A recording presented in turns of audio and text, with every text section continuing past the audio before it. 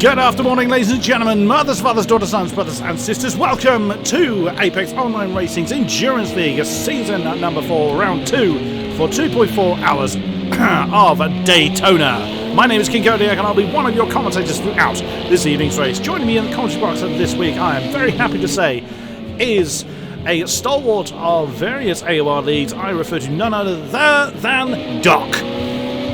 Hello, King-Kodiak. Nice to be here today. Fun to be here, especially for Daytona. Previously being an oval around 2.5 miles, extended for the road course around 3.5. It's going to be an interesting race, especially for these LMPHs coming through the field.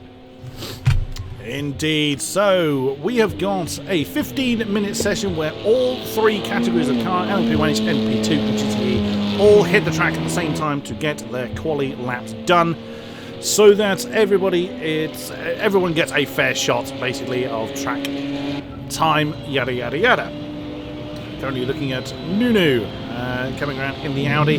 We had a bit of a shock win for Yorkie last week, even by his own admission. He was not expecting to take the victory, as a few people were cutting their fuel tank a little bit too close.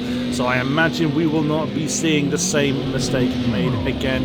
Most people out on track. It's only a couple of cars that have yet to hit the road. We have got 32 cars waiting to get going. Oh, that's one of the LMP1Hs actually to the side. So hopefully that's not a problem. That's just them getting out of the way of those that have started their quality laps, such as Nunu here in the R8.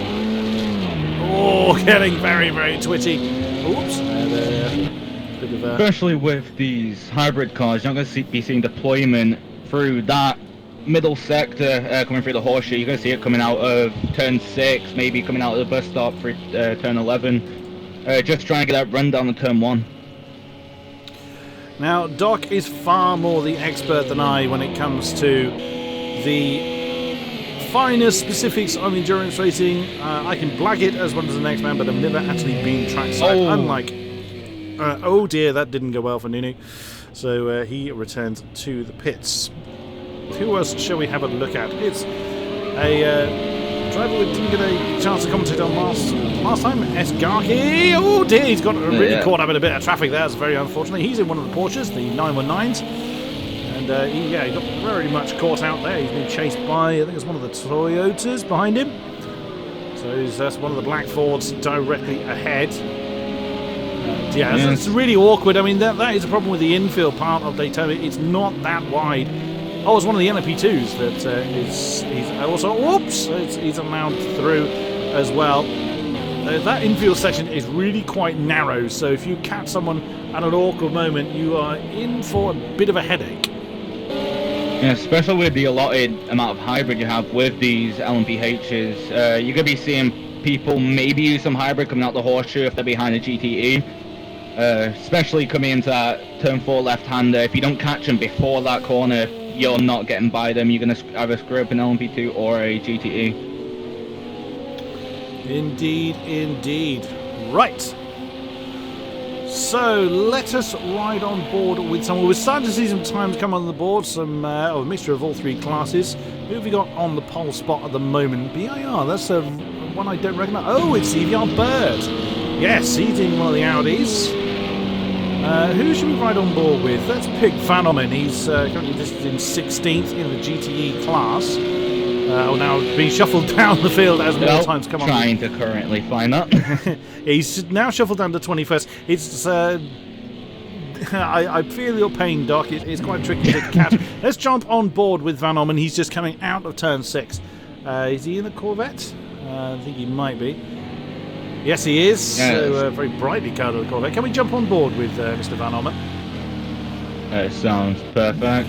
That is not the on board. That's not on board. There you go. Perfect. Now you can actually see in the camera behind that's just how much he has to kind of deal with traffic screaming up behind him. He's coming towards the bus stop area, turns 8 through to 11. And it's really quite easy, especially after a lengthy period of time, to get that completely wrong and just throw away any chance you have got at a decent lap. That's one of the Porsches, I think, coming past. It is indeed. Of course, we don't know who it is on track, as the timings don't work awfully well in qualifying, and it's Yorkie that has got the pole spot for the LMP H's at the moment. Zenny has got the top spot in LMP2, so we're on board with Van Ommen as he crosses the line and jumps up to second in the GTE class, as he's actually behind Andrex. Now Andrex is a little concerned actually that the Aston... now Andrex is... let's jump back on board with Andrex. Let's actually follow him through the lap. He's just gone through 1 and 2, and that's one of the Porsches that's facing the wrong way, so hopefully he can jump out of the way. Through 3 then, you got a little bit unsettled, caught a bit of apex guard there. So Andrex has set a time 1:42.0. He's a bit worried actually the Aston would not be so strong here. And we saw the Corvettes do very, very well in the last season. He went for the apex a little earlier than I was expecting, certainly now through turn 5. Lets the car slide over to the left. Wow, that's a lively tail. Oh, a bit of rare oversteer there, especially coming from outside. You don't want to run too much downforce here, especially at Daytona. With pretty slow corners, you want the car set up nice, and you may want to get set more soft so you can get that power down a bit earlier. You might see, especially as well with these faster times, GTEs or LMP2s hooking in behind LMP1s or LMP2s just to get a bit of slipstream, getting off towards the start-finish straight. So off the long turn 7 then, coming down to that bus stop area again, 8 through to 11. So 8, 9, very nicely settled, gets the car rotated around very nicely through 10 and 11, then gets back on the power as soon as he can for the long turn 12. There's only a couple of cars behind and not in immediate danger. We're going to ride on board with who's in second position, who's just come out of the pits.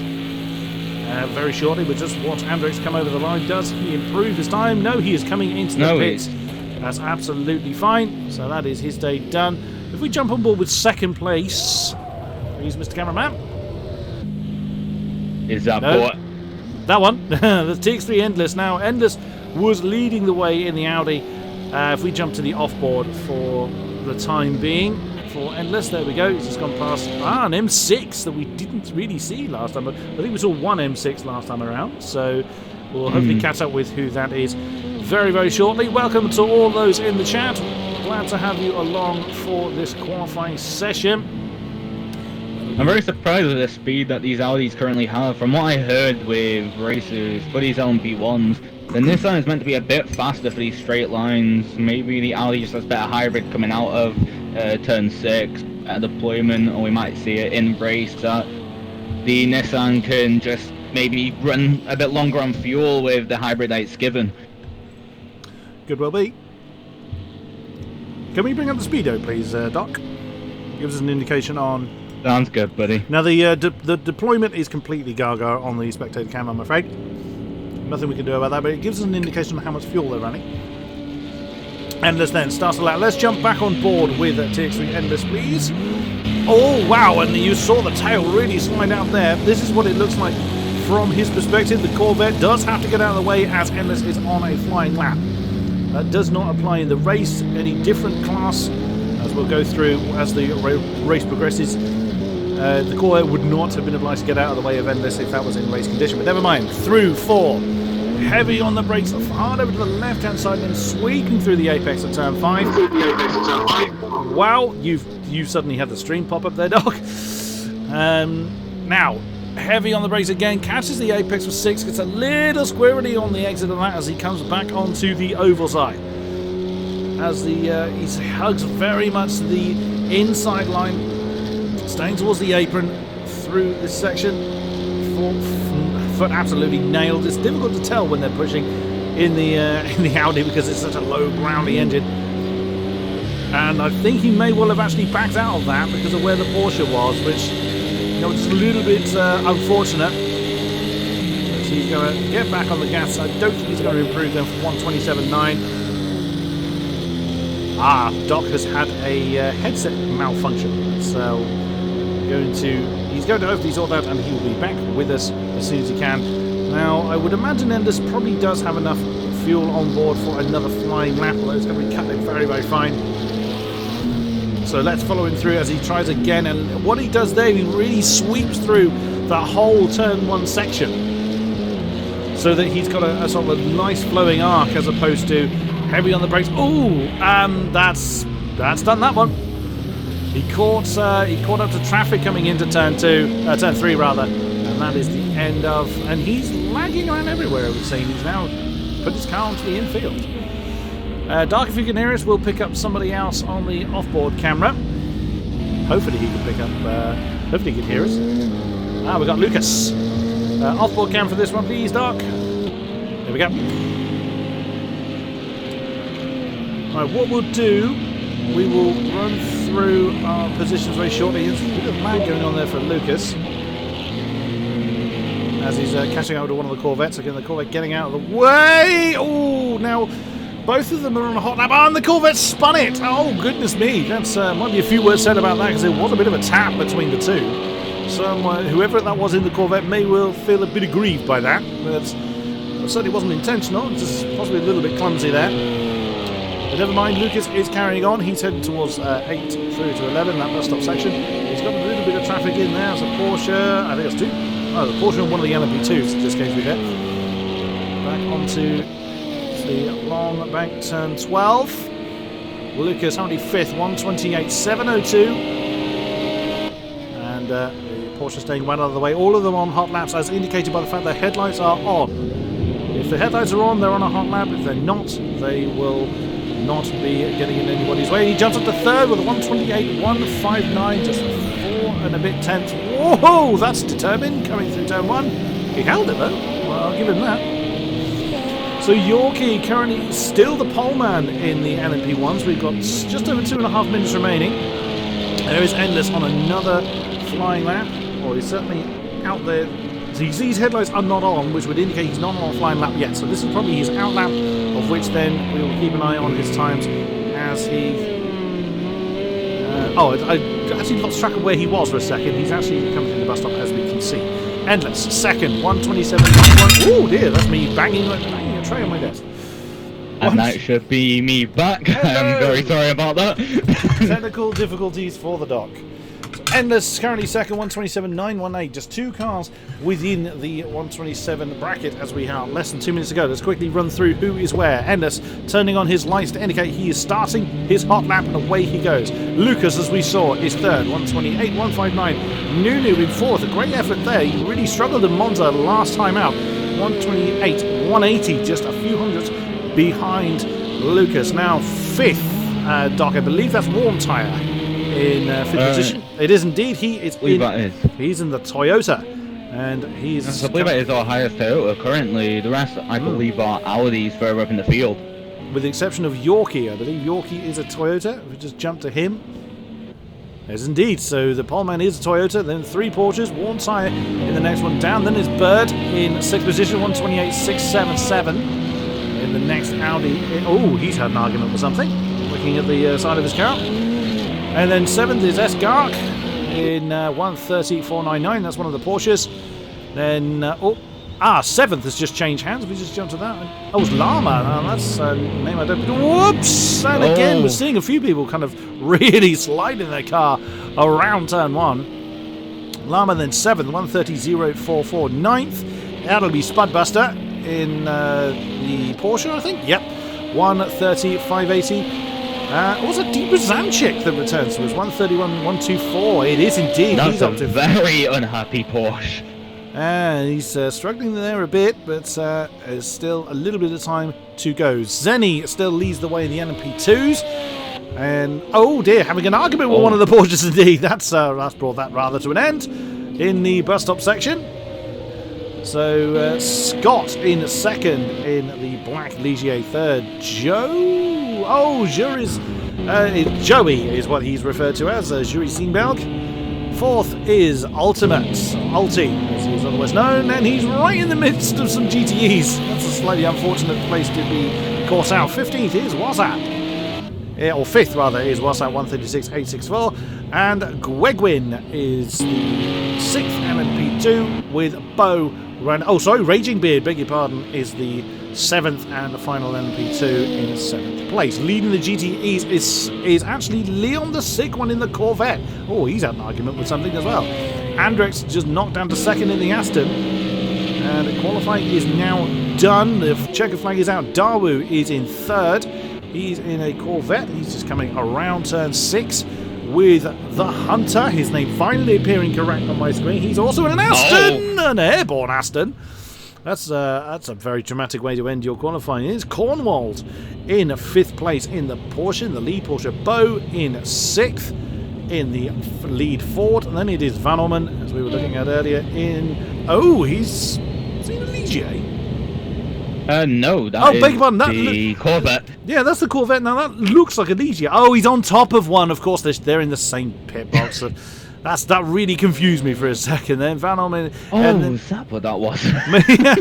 Marauder is in 8th position in the M6, and then it's Smolder in 9th in the Corvette. Then it is Linholt in 10th place in the Ford. Then it is F1 Racer, who returns to us at 1:43.64 in the Porsche, with Ticklish Picklewickle in, what is TBW in? Another Porsche, I believe. He's in 12th. Here he is. He is indeed in a Porsche. Ah, now that's a name I don't recognise. Dal King 38 out there in a Porsche Corvette. Oh, okay. He binned that one. Very good looking Corvette though. Oh yes, that they are. Carbon Cutter in 14th then in the Ford, and one of the LMP1Hs. It's Sven. Didn't set a time. Oh dear, oh dear. We could say this may actually be a strategy point if you think about it this way. Keeping the back of the field and not battling up in, say, P5, P6. Being in that cluster can keep the fact of keeping the car clean, getting through, maybe hoping other cars get damaged, and just sprinting through the field that way. But he's going to be in amongst two. Oh, Bird actually dethroned Yorkie right at the end there in the Audi with a 127.643. Very nice there, pushing Yorkie, he'll be pushing everybody down. And Zenvo, that is, I believe, Zenny, in the LMP2. Scott and Joey leading the way there. Leon, Dawu actually jumped Andrex by 3/10 as well for the top of the GTEs. Now, you might notice they're not moving, as is normal for Daytona. The reason being is the rolling start tends to be fairly problematic. Now, hang on, they're not moving because they're in the 2-minute countdown, beg your pardon. Yeah. That's why they're doing that. Now, what we're attempting to do, because the rolling start does have its problems, this much we all know, what we're trying to do, we've got the manual formation lap set to see if that prevents chaos happening under the...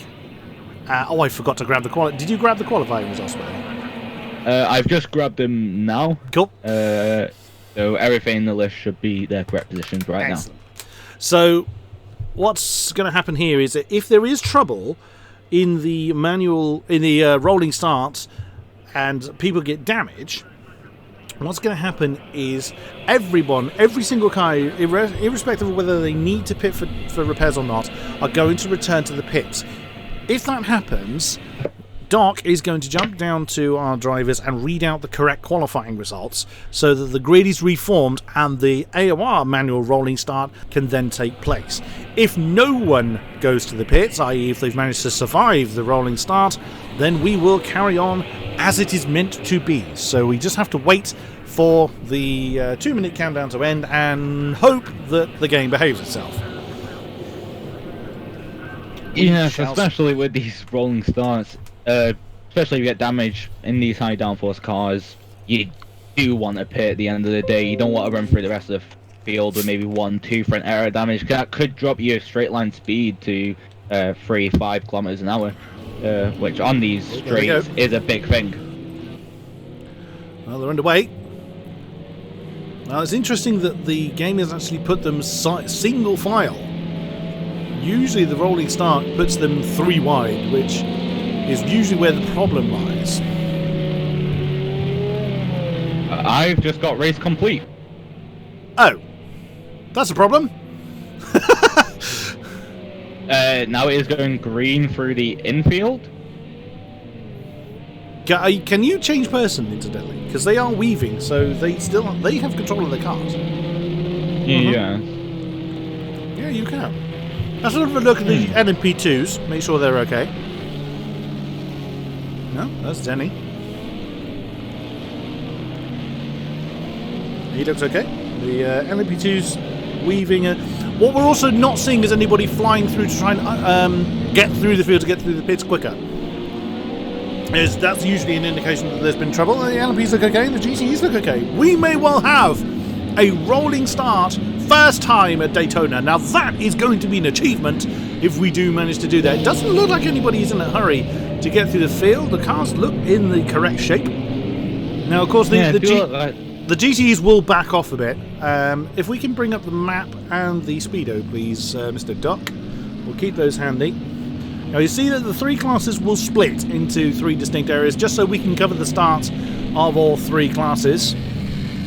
One thing I have noticed, though, looking at Andrex's fuel. Crikey, he's light. 11 litres? I didn't even look Maybe loading up the wrong setup? Oh dear. That's a little bit more like it. 93. 87. Yeah, that's far more like it. What's the LMP1H's running? I said 0 for a brief second there. They've got 73. Yeah, they're basically running full tanks except for Andrex. So expect an early stop then by our lead Aston. You will have to let me know if Ultima is in the battle with anyone, because he is frozen for me. Oh. Yes. He's 15th on my screen. So he's currently P1 by 5 minutes 33 apparently. Oh dear. Technical difficulty then. Now Andrex has got himself a penalty already. If we bring up the timing screen. I just got race complete. Again? Yes, I am looking at timings. Total time DNF for every racer. Uh-oh. Well, they're forming the 2x2 line, so this is a definite problem, and if you can't sort it, then I can only see Bird. No, I've got save replay or return to race central. Leave and rejoin. Yeah, I'll try that. Well, we can look at the LMP1H's at least. Oh, there was a big problem right in the middle of the pack. That would be a big problem for, I would imagine that would be kind of Lucas, Nunu and Warmtire there. Wow, Bird's very wide at turn 1. But has kept it all nice and clean. Yorkie's under pressure by Endless coming into turn 3. Oh, Bird's in trouble. Big impact there between Bird and Yorkie. 3, 4 wide coming through. You can hear the GTEs roaring off. Unfortunately, we can't look at their start, but looking at the back of the shot there, you can see they seem to be doing okay. Endless has gone up to the start and up to the lead. And who was that was wandering off the road? It was Lucas. Lucas has gone too deep into turn 5. That's going to put him towards the back of the LMP1H's. Wow, that's Endless getting very deep. Ooh, somebody else getting very deep as well. And that is Bird under pressure by Yorkie for that second position. Oh, that is getting very, very close. How are you doing there, Doc? I'm currently loading him back in. It does say I'm still race director, so it should be. It will do, yeah. Yeah, you'll be able to jump. Oh, wow, that's a huge problem there. That wasn't Yorkie, that was Nunu that had gone way too deep into the bus stop area. Then that could have been a huge accident. But as it was, did not come off. Then Bird is looking to make an overtake on Endless. Yorkie, as you can see there, is not too far behind. Side by side for the two Audis coming to complete the first racing lap. Bird has nudged in the lead, but of course, Endless still is closer to the apron. And through into the lead, Bird goes, but Endless is going to have the inside of turn 1 and regains the lead just about. So they're still side by side coming through that turn 2 complex, and Bird has to do it all over again, and a lot of penalties coming onto the board. So that's going to be rather interesting. Oh, Andrex loaded his qualifying setup. Oh no, that would explain why why he had no fuel on board. That would be a problem for him. So the top 3, as we saw this last time at Monza as well, where we had a distinct breakaway in the LMP1H's. And that's a breakaway between Yorkie and Lucas of about 1.5 seconds or so. So it's essentially you've got 2 groups of 3 at the front of the LMPs. Aha, you changed to Lucas. Woohoo. Good, that works again. And that's the front of the second group of 3. Lucas under pressure by Nunu coming into the slipstream, trying to do something for that 4th position. And he opts not to make that move coming into the bus stop area. Just bring up the timings a second, Doc, and see what everyone's penalty is. Because wow, look at that lot. Oh. And keep in mind, these penalties may be off the rolling start from what he is giving them by slight contacts or off tracks that the air has done. A lot of these may well be 96. 26. Oh, 26. By Zempo. Ow! Mazzeni getting a big old block of penalties. Okay, let's turn the timing board off. And Lucas getting very twitchy there. That's a Yorkie he's on the back of. So Yorkie's fallen off the front of the field. As they are now coming through turn 3. Those penalties probably will be removed unless they they would serve to make no difference to their particular position. That is up to the drivers whether they seek to get those resolved or not. Let's have a look at that's exactly what I was going to say. Good job. And Zenny's behind. That's Spudbuster in the Porsche. So there's probably been pit stops down there. If we bring up oops! Now, oh, take a cone with you. Why not? Oh, that's a lot of understeer coming through turn 5 for Zenny. But manages to keep it going. Like we said before, coming through turn 4, if you don't catch the car before that corner, it's going to be very difficult to keep it there and maybe hope that the GTE will hold its line. It's going to be very hard for the GTE to do that because that's a flat out corner for them. Even on there, they're still pushing out wide to that curb on the right hand side. Can we grab the speedo there, please, Doc? There you go. You've actually got people out of position, so you've had a lot of pit stops already. So at the back of this Q3, that's the Porsche, is on a lap down already. Out of interest, you said you had Ulti stuck in position. He's in 21st, 6th in class. Is that where he is for you now? Yeah. Sure. Yes. Good. So Andrex is actually at the top. Just bring up Andrex a second. Yeah, he's got to come in. He's got 2.3 litres. He's at the front of the class, so that's good. But of course, he has to come in unless he's going to bring his car to a rolling halt. Let's just keep an eye on our current GTE leader. Yeah, so especially with, I would say, maybe 2 to 3 stops here for the GTEs. I'm assuming 2. Think about an hour on fuel. But this could put an extra stop on Andrex, losing maybe 30 seconds or so. If you can catch that back in the race, then that's going to be a marvellous recovery drive. I seem to remember he had a similar problem last season at Daytona. Daytona did not go well. That hands the GTE lead over to the Hunter then, again in the Aston Martin. Very nicely done. He's wearing his RSR tags there. So the classes are still a little bit jumbled up. Oops, locking up coming through turn 3, but continues nonetheless. Endless now leads the LMP1s by 3.7 seconds in the Audi. Not under immediate pressure. Bird is in second with Yorkie less than a second behind. So Audi, Porsche as they now started to come through the field of GTEs. Now, as a reminder for those that are new to the season, if you are coming up to a car of a different class, so for instance the LMP1s or LMP2s coming up to the GTEs, you see Ulti there in 5th position. He's on the back of the Hunter of course leading the GTE field, so that's an on-track position for Ulti but not a class position. So for instance what we saw there was Ulti coming up to the GTE of the Hunter. The Hunter is not obliged to get out of Ulti's way, so the GTE is not obliged to get out of any of the LMP's way. It actually makes the pass a bit easier to predict for the faster car.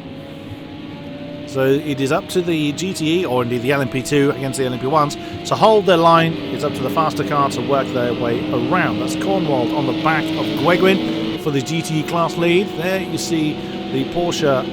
Oh, Guegwin actually is not in the GTE classes. He's LMP2, so that's... No, he is LMP2. Yeah, that confused me slightly there. Of course, the game telling us what is actually correct. Guegwin is on track at position ahead of Cornwall. That's actually a Corvette coming out of the pits. Unless Andrex has managed to change car, someone else has had to come in. That's is that? Oh, it'd be Dawu. Yes, that is Dawu. Oh dear, that would be why. Yeah, especially with that car being so banged up, scrapes on both sides. Possibly had something with the wall I'm assuming maybe on the oval being pushed wide, possibly LMP2, LMPH, or just going too close to that wall on P1.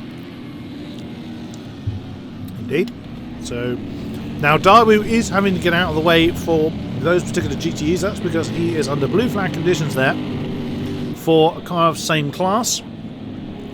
As opposed to all three classes, there is Lindholt, one of the two black Fords, Carbon Cutter, his teammate directly behind him. So for GTEs being lapped by a GTE, same with LMP2s and LMP1s, they do have to get out of the way for blue flags of their own class, but not for a different class. If an LMP1 is being lapped by an LMP2, they're having a very, very bad day. Van Orman. That's Dowking right under his rear wing. Those three Corvettes line astern. Oh, listen to that. Gorgeous roar. That'd be sick.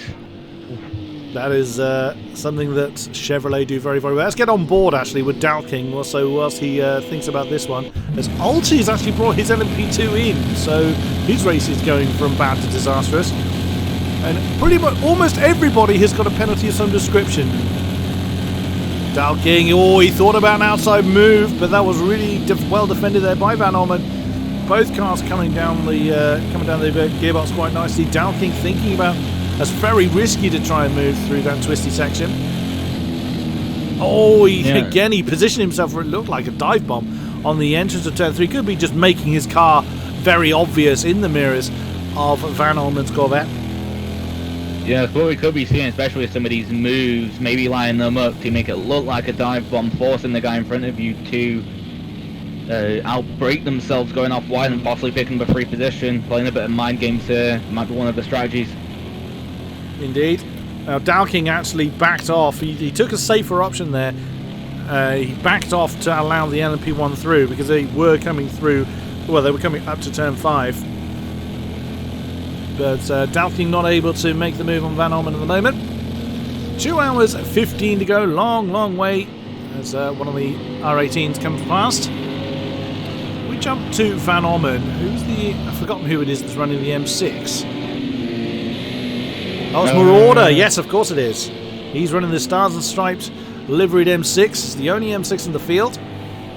He had a pretty bad run. He had a very bad run indeed at Monza. He's up in 3rd in class at the moment, so having a good old time. Where does the M6, you're far more experienced than me than this, where does the M6 kind of sit in the pecking order for a track like this? For a track like this in particular, due to that turbo it has, the BMW has always been good at top end speed.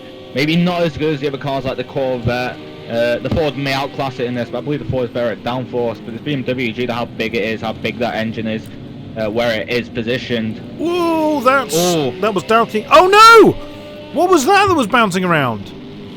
That's the front of something. One of the LMPs has lost its nose.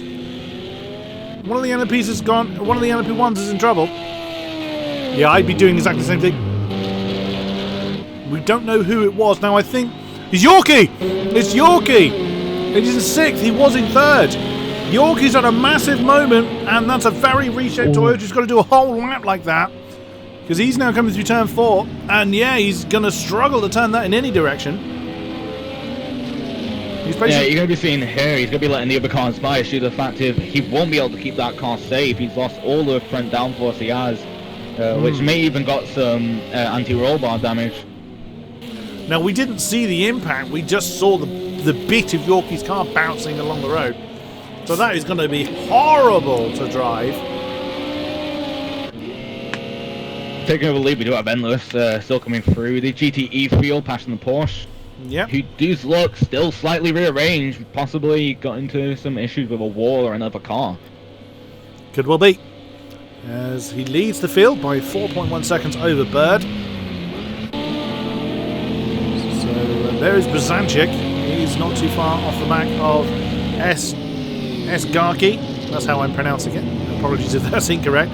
Spudbuster is not too far behind him either, about 1.5 behind Brzanczyk. There is Spudbuster and the next Porsche down the road. We see that yellow Corvette there. We see he's had an argument with the wall. That's Lindholt. He's in the Ford right. So those two Fords are swap position because Carbon Cutter was actually ahead of Lindholm. Is there someone in the pits again? There's Andrex, not Andrex. Oh, Smolder was in the pits in the Corvette. We did see that. As one of the camera shots showed that he's had an argument with something, but in he comes. Yorkie's made it back to the pits. He actually made it back quicker than I thought he would. So Yorkie then will spend a long time getting that car rebuilt. I'd say possibly the best thing about Daytona in particular, even if you do lose the front of your nose, the oval is going to help you around these corners. You don't really have to put in that much wheel input. So that may have helped him get around slightly faster. I would say the bus stop may have been a big issue for him, especially with no nose. But other than that, it shouldn't have been that hard to get around the track. Oh, Lama has brought his car in, and that's currently in 14th. So that's another LMP1H that's come in. He's had trouble of some description. That's jumping to the head of the GTEs. That's Cornwall. That's got one of the LMP1H Porsches. Now, here rather demonstrates what I was talking about having to get out of the way of people. Cornwall did not have to get out of the way of that LMP1H Porsche. He just had to mind his own business. He's only 1.2 behind Hunter. As the next Porsche coming through. That'll be Brzancic and Spudbuster we were looking at earlier there with Van Orman, Van Orman and Dowking right behind. So we've got, as we tend to have in the GTE field, we've got a nice big cluster of cars for position. You can see how busy the map is. So I'm not at all surprised there was... Oh, Van Orman got very, very twitchy coming through turn 1. Very nice move there by Dowking to come up into that third place. As they both lock up a little bit coming through turn 4. That camera gets too close. Yes, we just see what happens. Absolutely nothing you can do about that as director. Oh, whoa! That was a little bit of impatience there by whoever that Porsche was. One tyre. Oh, you're trying to figure out who that MP1H was? It was Garkey. Yeah, it was S. Garkey. We could call him Sharky, I suppose, but... Or Skarky. Either or. Van Orman in third position in the GTEs. We just saw him make that... where's the Corvette he was just fighting with? That's Marauder. Actually... Oh, there he is. Oh, he must have made a slight mistake somewhere. He's made a mistake on the infield somewhere, because he's suddenly down behind Marauder, who's in the M6. Oops. But it's so easy to do, and especially when, again, looking at the map, look how busy the track is. It's not like a number of endurance races where you get yourself into a rhythm. You've got very few people around you, so you can not so much relax as such, but you don't have to panic about so much where anyone else is. Oh, lovely bit of slipstream there by Van Orman. Cornwall, I don't think he's going to have an answer to that, as Van Orman jumps to the lower side of the end of turn 12. Breezes through into second. I don't know whether it is just visual or not, if that damage is actually affecting the car at all, or if it's slightly over-exaggerated from what it's looking like. What do you mean? On the Porsche. Is there damage on Cornwall's car for you? No. A lot of damage. Now, yeah, what you'll note, because you've had to rejoin us, Doc, what you'll have is basically... for you, the game would have lagged as you rejoined, but basically Cornwall's car, as far as your client is concerned, threw it in the wall. But no, Cornwall's car is completely clean. No, damage is most certainly on, as is rather proven by the Corvette behind him, who's a little bit rearranged. The actual car, position-wise behind Cornwall, is that M6 we saw at the back of that shot of Marauder. There he is. But Cornwall then losing second rather in GTAs to... Wait, he's only just happened and I've forgotten who it was. It was on Van Orman. Oh, there is. There is. Wow, that's sideways. Oh, well held there by Van Orman. Oh, and Cornwall got sideways trying to actually... Whether Cornwall was actually trying to make a move there through the bus stop section coming through turn 10 is... I would imagine that was probably more an evasive maneuver than it was an actual attempt to overtake. But Van Orman is especially how... No, go on. Yeah, especially for how that car is set up mid-engine. If he's got his brake bias slightly too far back, having to touch that brake slightly too hard, lock up the rear tyres, send the car sideways, even if it's especially halfway through a turn. Rear left or rear right could lock up, sending that rear out. If he could have held it, he could have grabbed that position back, but other than that, nothing really could be done. Let's get on board with Van Orman, because we'll be able to see the Hunter ahead and Cornwall in the monitor behind. So this is the podium 3 for the GTEs at the moment. Of course, they still have over 2 hours to do, so a long way to go. But and you'll be able to answer this. This is something I surmised about last time at Monza, but every time I commentate on endurance racing, when you're in this position, you're early in a long race and you've got not necessarily the lead of your class, but a position ahead of you. How easy is it to just kind of just race, just try and get that position, as opposed to think about your strategy, think about your rhythm, yada yada yada. How easy is it just to kind of say no, calm down, let's stick to the plan? It really depends how the race is going so far. Say you've been battling for the first 20 minutes or so, just holding a position. As soon as it gets past those 20 minutes, you need to get into a groove. You need to calm down. You cannot be pushing the car too much, because anything at this point can ruin your whole race. One punt into the wall could spend another 20 seconds in pit. At that point, you're outside of the position you just were. A P2 or P3 or P4 position is better than a P14 at the end of the day. They've got to think of this, got to think of the long game, run their strategy, not trying to overdrive the car. Absolutely. It looks like that battle has settled down a little bit. Actually third in GT's changed. Cornwall. Cornwall's. Oh no! Jump back to that. We were. Someone's facing the wrong way. There was one of the GTEs. I wonder. Just jumped to F1 race for a second. Was it him that was facing the wrong way? It was one of the Porsches. Very last. We've actually lost 2 cars from this race already. I would imagine there's a couple of our GTEs that we've lost. Could have been someone. Sorry about that. Whoever it was that was facing the wrong way has moved, so... we've got some Discord lagging problems again. No! Damn you, Discord. That's not going to help. Hopefully Discord sorts itself out, because Doctor sent me a message. And that's what that Steam ping is. Oh well, we do what we can. We do what we can. There's Down King. We saw him fighting with the Corvette for Van Orman for what was then 3rd position. It was Cornwall that was facing the wrong way. Oh dear. There's Van Orman in 2nd. He's still on the back of the Hunter. It's only 7/10 that separates the 2. So the GTE's looking pretty sharp at the moment. There is the Aston of the Hunter leading the way. Oh, I believe we are back. Haha! Haha! Damn you, Discord. Right. Well, let's have a look at who is where. Let's run through everybody in order. As the race, as we're now kind of starting to get into the rhythm part. There is Endless. He leads EBR Bird by 9.3 seconds as he's just come, as Bird has just come through into turn 5.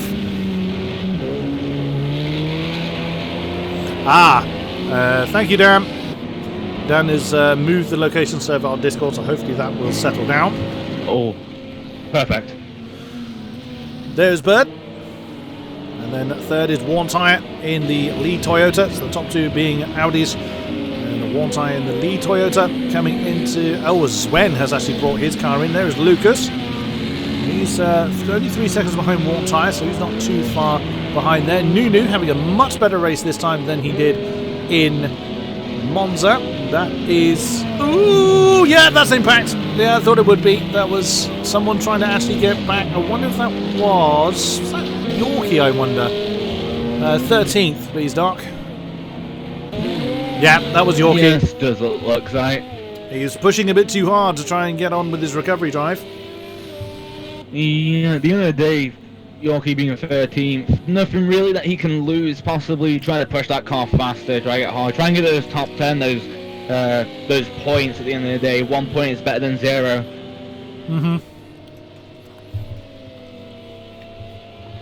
So I think it. no, go on. I think at this point, especially with the LMP2s, people have dropped back a minute or so from the lead, and outside those point positions are going to be pushing hard. They're not going to really be thinking about next hour, the next 2 hours. They're going to be thinking, can I gain a second this lap? Can I gain a half a second this lap? And that might be the most dangerous point of this race, especially coming through these GTEs and LMP2 fields. You might think, there's a gap there, I can go for it. You take yourself and a GTE out. That's the end of both of your races again. But here's another question for you, Doc, with your experience.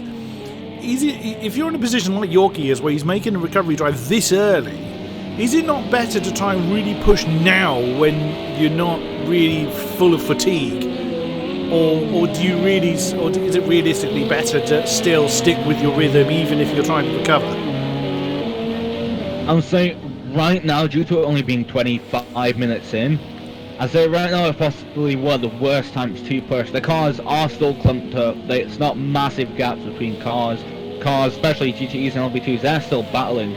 If you're trying to push through these battles and you overtake one GTE in a bad position, putting you in a bad position for the next one, you're going to end up having a crash into that car or losing more time than just staying behind and kicking hybrid out of the corner. Like so.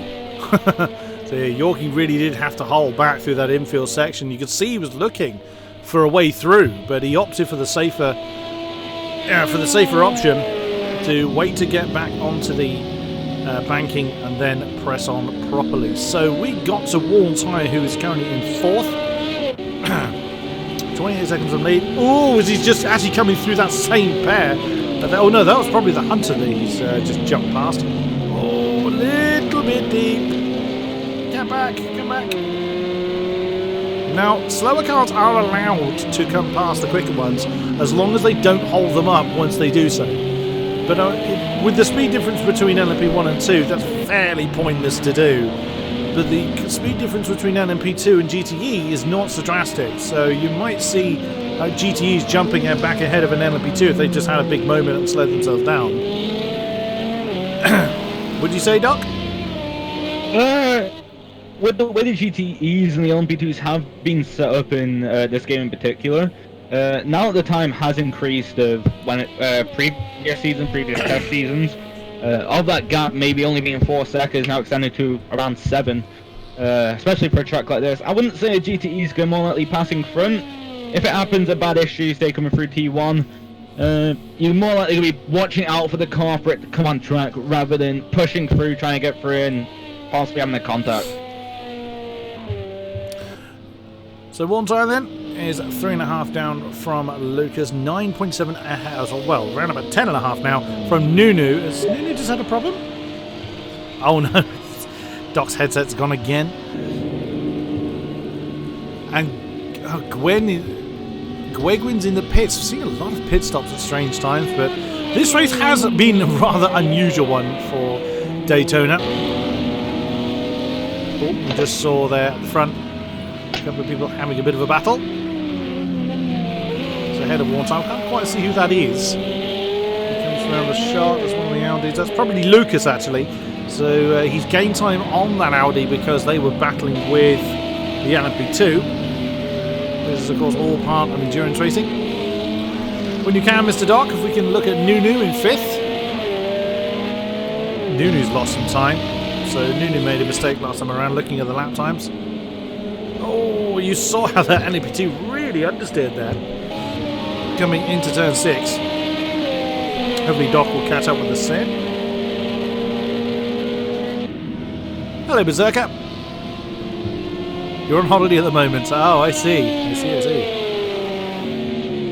Once again, thank you to those that have joined us in the chat. Always a great pleasure to have you along. We have had a few technical difficulties in tonight's stream, so apologies for that. That's Spudbuster. That's very close to Bizanchik. The two Porsches having a battle there. That's for 7th in the race overall. As they come into turn 6 yet again. Spudbuster very, very close. He's gone. Oh, and he hit the wall. And he managed to get back on the pace pretty quickly. You back again, Doc? Yes, I am. What is going on with your headset, sir? my equipment is not liking me today. No. First my power, now my headset. That's how we lost Doc last week. He had a big power cut, actually, before the race started. Well, long before the race started, which didn't come back. Long before the race You then started. had another one today. Maybe your power grid is trying to tell you something. Yeah, it's telling me, don't race. Don't commentate. You're not good enough for this.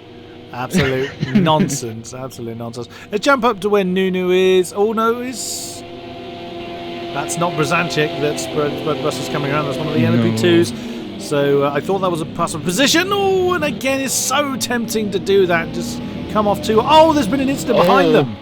That was one of the LMP2s. Yeah, who was that? Oh, it was Joey. Oh, huge problem. That's a lost rear wing. Yep. Yeah, he's going to be limping back to the pits. And this is why, particularly when you've got this many cars, when you have this kind of issue, you never ever give up, because anyone can have a trouble. Actually, as we saw that last week with Endless, having to come in for a splash and dash at the end, which gifted Yorkie the wing. Oh, he's having to steer right to try and keep it straight. So that's front end suspension damage on there.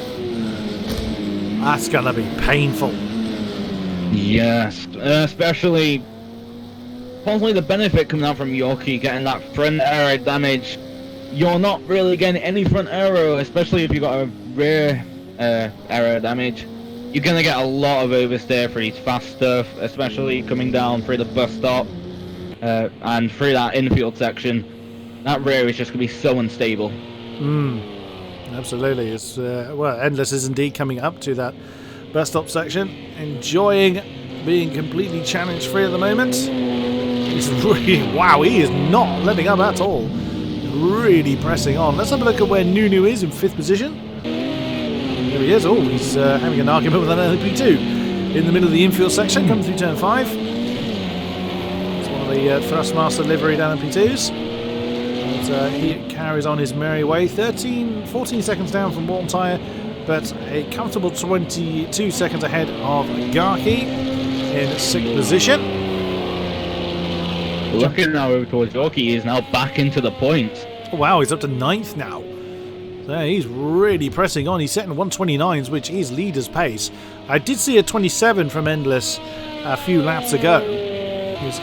We're under the 2-hour mark, so Yorkie's got time to do something about it. But of course, what he doesn't have is the fuel tank, although he used his fuel brilliantly well to steal the win last time around. Joey has made it back to the pits in that heavily rearranged LMP2. That's a shame. He was right up towards the sharp end of the class. So that is going to be pretty difficult.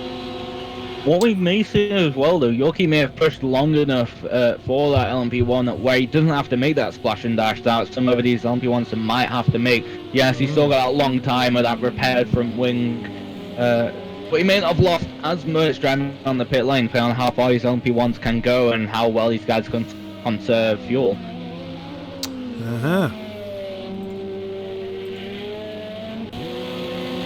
So, as we look at Zenny then, as he leads the LMP2s, and among some of the GTEs there, he is 12 seconds. Actually, it's Yorkie that is behind him on track. Oops, Zenny bounces a bit off the wall.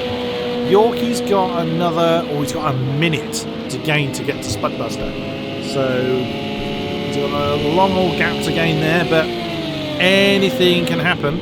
Actually, how much fuel's Endless got? Let's check. 10 litres. Well, so we're looking at still on 40. Well, he's been through the pits much more recently. So what are we looking at? About 3.5, I think, per lap here. Yeah, I'd assume around there. So we may see him come in within the next 3, possibly 4. If they can push it, maybe on lean fuel mix. It's going to be upset. I'm reading the chat. That's where the word upset came from. He's going to be coming in fairly soon. Where is Garkey? That's where we got to in our running down the field. There he is in the Porsche. 24.2 behind Nunu and just over 4 behind, ahead of Brzancic. Just on the back of the shot there. In the next Porsche down the road, we head to Brzancic. He should be coming out of the bus stop. Yep, there he is. Spudbuster's only 1.5 behind him. So the next Porsche down the road, there he is. He's been with Brzancic for a while now. can see on the timing there that Spudbuster is 43 seconds ahead of Zenny, who leads the LMP1s, and Yorkie is about 7 seconds or so behind Zenny at the moment. There is Zenny, leading the way in. What engine are they going to primarily be running in the DGA? It's going to be the Nissan, isn't it?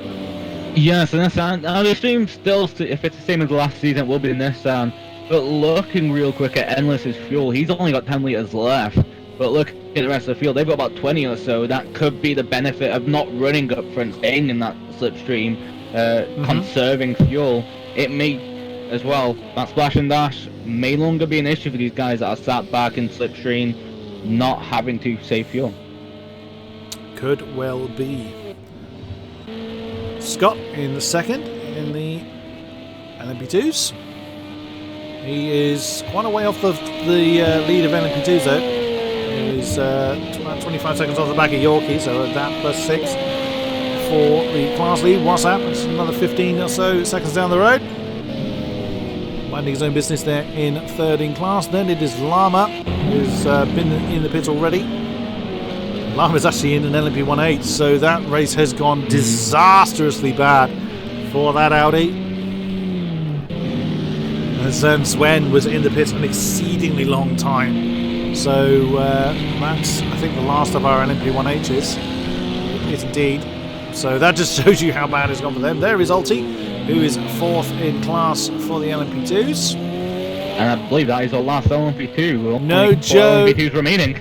no, there's another one, Joe. No. But Joe had that big accident that we saw. Oh, he's gone very wide at turn 1. He's not having a good day, is Joe.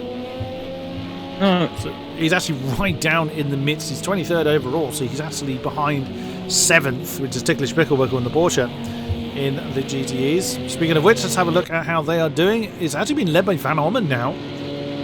That is the Hunter right behind him. Wow, that was close with the Porsche coming up behind him. Was that a Toyota? That's a Toyota, beg your pardon. So the Hunter has lost the GTE lead at some stage. Although he's looking very hot to try and get that back off the Corvette. Yeah, especially last year, that Corvette did do very well here in Daytona. Well, the majority of tracks did extremely well at. We might see it again this season, dominate as well as it did last season with the Heidi who was driving that car. Absolutely. Sadly, we don't have the Heidi with us. It's a bit of a shame. Yeah, he was very, very much untouchable in that bright yellow Corvette, I recall. There was the Hunter representing the Astons very, very well. Third is a Dow King, so the next Corvette down the road. He's, wow, he really has lost the back of that particular pack. He's 17 seconds down the road now. He was right there when we last looked at him, so it's not gone well for him. Well, it's been such a mixture of a race for everybody, I think it's fair to say. Marauder in the M6 in 4th in class has been pretty much minding his own business. Lindholt is only around about second just behind him. We'll see him coming to the shot. There he is in the black Ford. The lead Ford of the day. And Leon was actually our pole man in the GTE class. That's unravelled very much for him in the yellow Corvette. There is TBW, Ticklish Picklewickle in the Porsche. Still in the back of the shot. Joey is the next man on track behind him, but in class is Andrex in the Aston. As we saw Andrex with too little fuel on board. As would seem that he loaded his qualifying setup. What's going to be the different fuel amount aside? Is there going to be any major differences setup-wise between qualifying and race? What we may see is if Andres delivers qualifying setup, one of the Audis. LMP1. Yeah. We may see that he has put zero radiator around, which may and then overheat his engine, slowing down the long run. But also, he's topped up. That's 11 litres left. These cars drive about an hour-ish each. We may see him just save fuel for these next 2 hours, not have to do a third pit stop for that splash and dash at the end. 5.3 down the road is Smolder. There he is in the Corvette. He's also rearranged the front of that car. Next one, position 1 is Cornwald. About 10 seconds down the road in the next Porsche.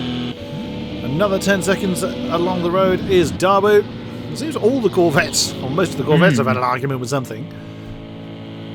So we are down to 29 cars in the race now. F1 Racer is the next one in line, 35 seconds behind Daru. And Carbon Cutter in that black Ford. We saw the two black Fords close to each other before, but alas, it has not gone his way. Actually, on the timing screen, it's actually coming up with Bo. We didn't really see Bo at all, so something is... Oh, that's a problem for one of the Porsches.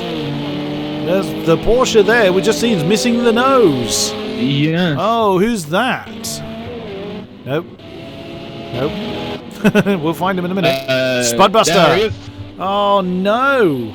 So, I mean, Spudbuster was already towards the tail end of the field, and Hunter has brought his Aston in. I'm assuming that's for fuel. If we jump to 17, and along Zenny has brought the LMP2 in as well, that's going to be for fuel. Oh, 30 litres in the Aston. No, 30 litres. Interesting. He's gone for an early stop then. Zenny, surely that's going to be fuel. First, 10th overall. There he is. You just see him coming in. Yeah, that's fuel. So he had no choice. He had to come in at that moment. Otherwise, he was going to park it for the day. And we should see Endless actually come into the pits possibly this lap. 1.9 litres left. He's not going to make it. In this lap, he's not going to... No, he might possibly not. He's not going to make that unless he crawls back to the pits. He did this before. He's really one for playing with the fuel amount in his tank. Scott's also come in from second in the LMP2 class, so that again we can assume is a scheduled stop. Yeah, Bird has brought his car in. Surely Ender cannot do this. Surely. All eyes on Enders at the moment. This will be the most amazing amount of fuel saving. I wonder, is he going to stick behind the Corvette? Nope. That wasn't that idea. Well, we may also see that he doesn't use much hybrid on these straights, popping up gears faster. This hybrid, it isn't actually part of the fuel, it's battery recharge, which he could be using this to get that speed up, getting the 6 fast as he can, and bring those high revs to try and save fuel. He might actually make his 0.9 coming through the bus stop. Oh, true, Still yeah. gonna be close. That's probably a little closer than he would have liked. But yeah, he'll make that then. Yeah, exactly as you say. But of course, he would have had to have burnt the battery to do that. You wouldn't want to run your car like that, as Nunu brings his car in as well. You wouldn't normally do that, though, would you? No, it's too close of a shave. You're saving maybe 1 lap of fuel. That was enough over the 2 stops. Yeah, that was certainly enough for Endless. It was probably a case of gotten into the rhythm, just simply forgot. As Nunu gets now underway with 50 litres on board. That's as much as the Audis can hold. I think we discovered the Toyota can hold a bit more. I think. Oh! Another Audi out there with 0.5 litres of fuel left. Yeah, Lucas is... whoa, that's close! That was a few words maybe said about that, because he shouldn't really have gone to the outside and then cut in front of someone like that, but he has just about made it back. Of course, he nearly had to get out and push. That's one of the Porsches in. WhatsApp in second place in the LMP2. As again, he's pushing his fuel tank so very close to the limit. These are brave boys. Here's when they're trying through the field to see if anybody else is pushing their fuel. Not to the same degree. It doesn't look like it. Everyone's being quite safe with their fuel, making sure they have at least a lap left when they come in, or just under a lap left. Because it really is risky. Because if you forget to tell your crew to refuel, that's you done. If you don't have enough fuel to do another lap, as well, if you mess up, maybe go on the grass a tad, that could give you an extra 0.2 to 0.3 litres of fuel having to be used. Yeah, and that, especially with Endless or forgot who the other one that came in already. It's Lucas. Lucas. That could have got them out of the car as soon as they entered the pit. Yeah. So Warnsire now leads the race in the Toyota. He's got another 8 litres on board, so another couple of laps for him before he comes in. You can see the white dot on the map is Endless in second as Alti brings his car in from 4th in class, 15th overall. That assumedly is a scheduled stop for him. Well, a little early. 14.3, but of course we're judging their strategy based on their fuel amount, because that's the best guide we've got here in the com box. But you would you say the fuel in a race like this is your main guide for strategy? Assuming you don't get any damage. Fuel stops, yeah, assuming no damage, fuel stops what you're going to be aiming for. You've got a maximum amount of fuel, well, minimum that you need for this race. You can position it around there, say, you want to try and stay with the lowest amount of fuel as long as possible, like lighter car, faster times. At the end of the day, we might see a lot of guys possibly running the same set of tires all the way to the end. Their times will be slowing down, but that's saving an extra 10, 15 to 20 seconds, depending on which car class. And as we saw last time out in Monza, that is definitely worth a consideration, considering the win was by a matter of a few feet in the end. How many do we still have with us? We have got 27, so we have lost another couple. I think we've lost a couple of our GTEs from the race. We have 5 LMP2s remaining and 11 LMP1Hs. So we're now down to 27, which... Oh, Spudbuster, have you actually... I think that's a graphical glitch, because on some screens, some shots, he's actually... unless he's actually bringing his car in now to get that damage repaired. Oh, he was out there for a long time, unless he's had another incident. He could have had another incident, indeed. Again, we don't know. We didn't see him have the problem, but assumingly then he's going to be in the pits for a long time again. There's one tyre. Head of the race in the Toyota, 6 litres on board still. Oh, that's close to that blue core there. One thing that's slightly concerning, though, looking at his car, was his steering was still knocked out. He may have brought it in, repaired, and forgot to get fuel, especially since with only 4 litres left in the car. It is possible. It is definitely possible. So assuming these Spudbusters is going to be in there a while. There he is. That's more than a fuel stop. Repaired. Yeah. That's more than a fuel stop.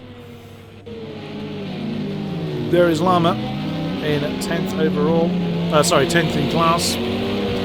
Actually has Zenny directly ahead of him. That's actually an on-track battle. Technically, Zenny does not have to let that go, but realistically speaking, they are 2 different classes. You're not going to keep an LMP1H behind you in an LMP2, so you don't really. It's not going to serve you to fight. Strictly speaking, he doesn't have to, and it didn't look like Zenny really wanted to let Llama go there. Although Llama isn't getting past that LMP2 particularly quickly. Now Zenny slots in behind.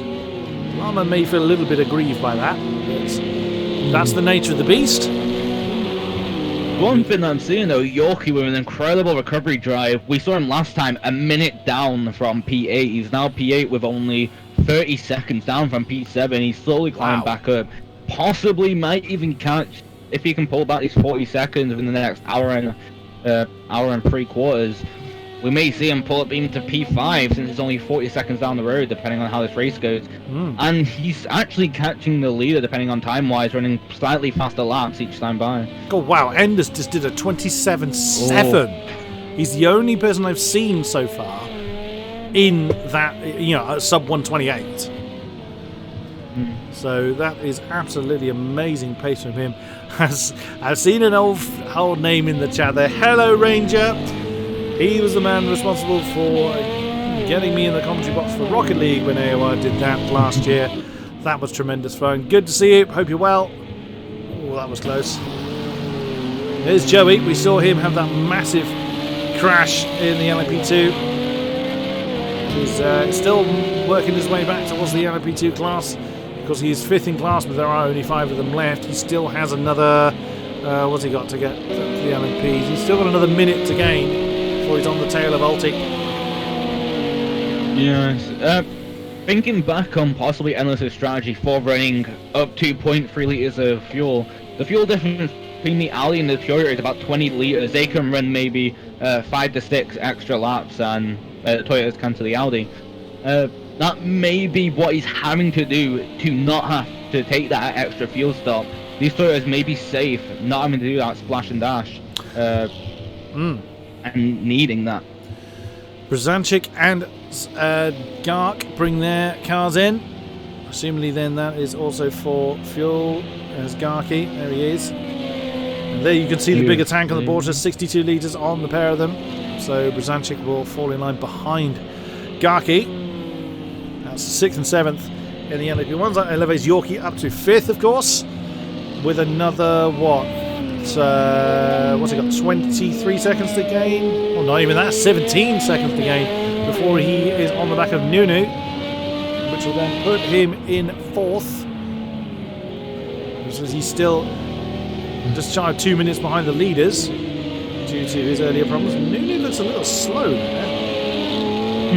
Is that me, or did he look quite slow coming through the bus stop there? He may have got slightly unsettled, or he may not had the hybrid coming out of turn 7 before going towards the bus stop. Or slight error damage can also ruin straight line speed a lot. Now we've got a yellow flag ping on the map there, heading up to the bus stop. Maybe Nunu had actually had a problem, which he hadn't probably recovered from coming into the bus stop. Maybe part of it. Ranger asking, is DAL, that is 2nd place in the GTEs, is he really 6 minutes behind the leaders? The answer is yes, because the leaders are in LMP1, and who's Dal? I've forgotten. Dal. Yeah, who was it? Dal King. Yeah, because Dal King's in the Corvette, and the One Tyre is in the LMP1H, who has brought his car in.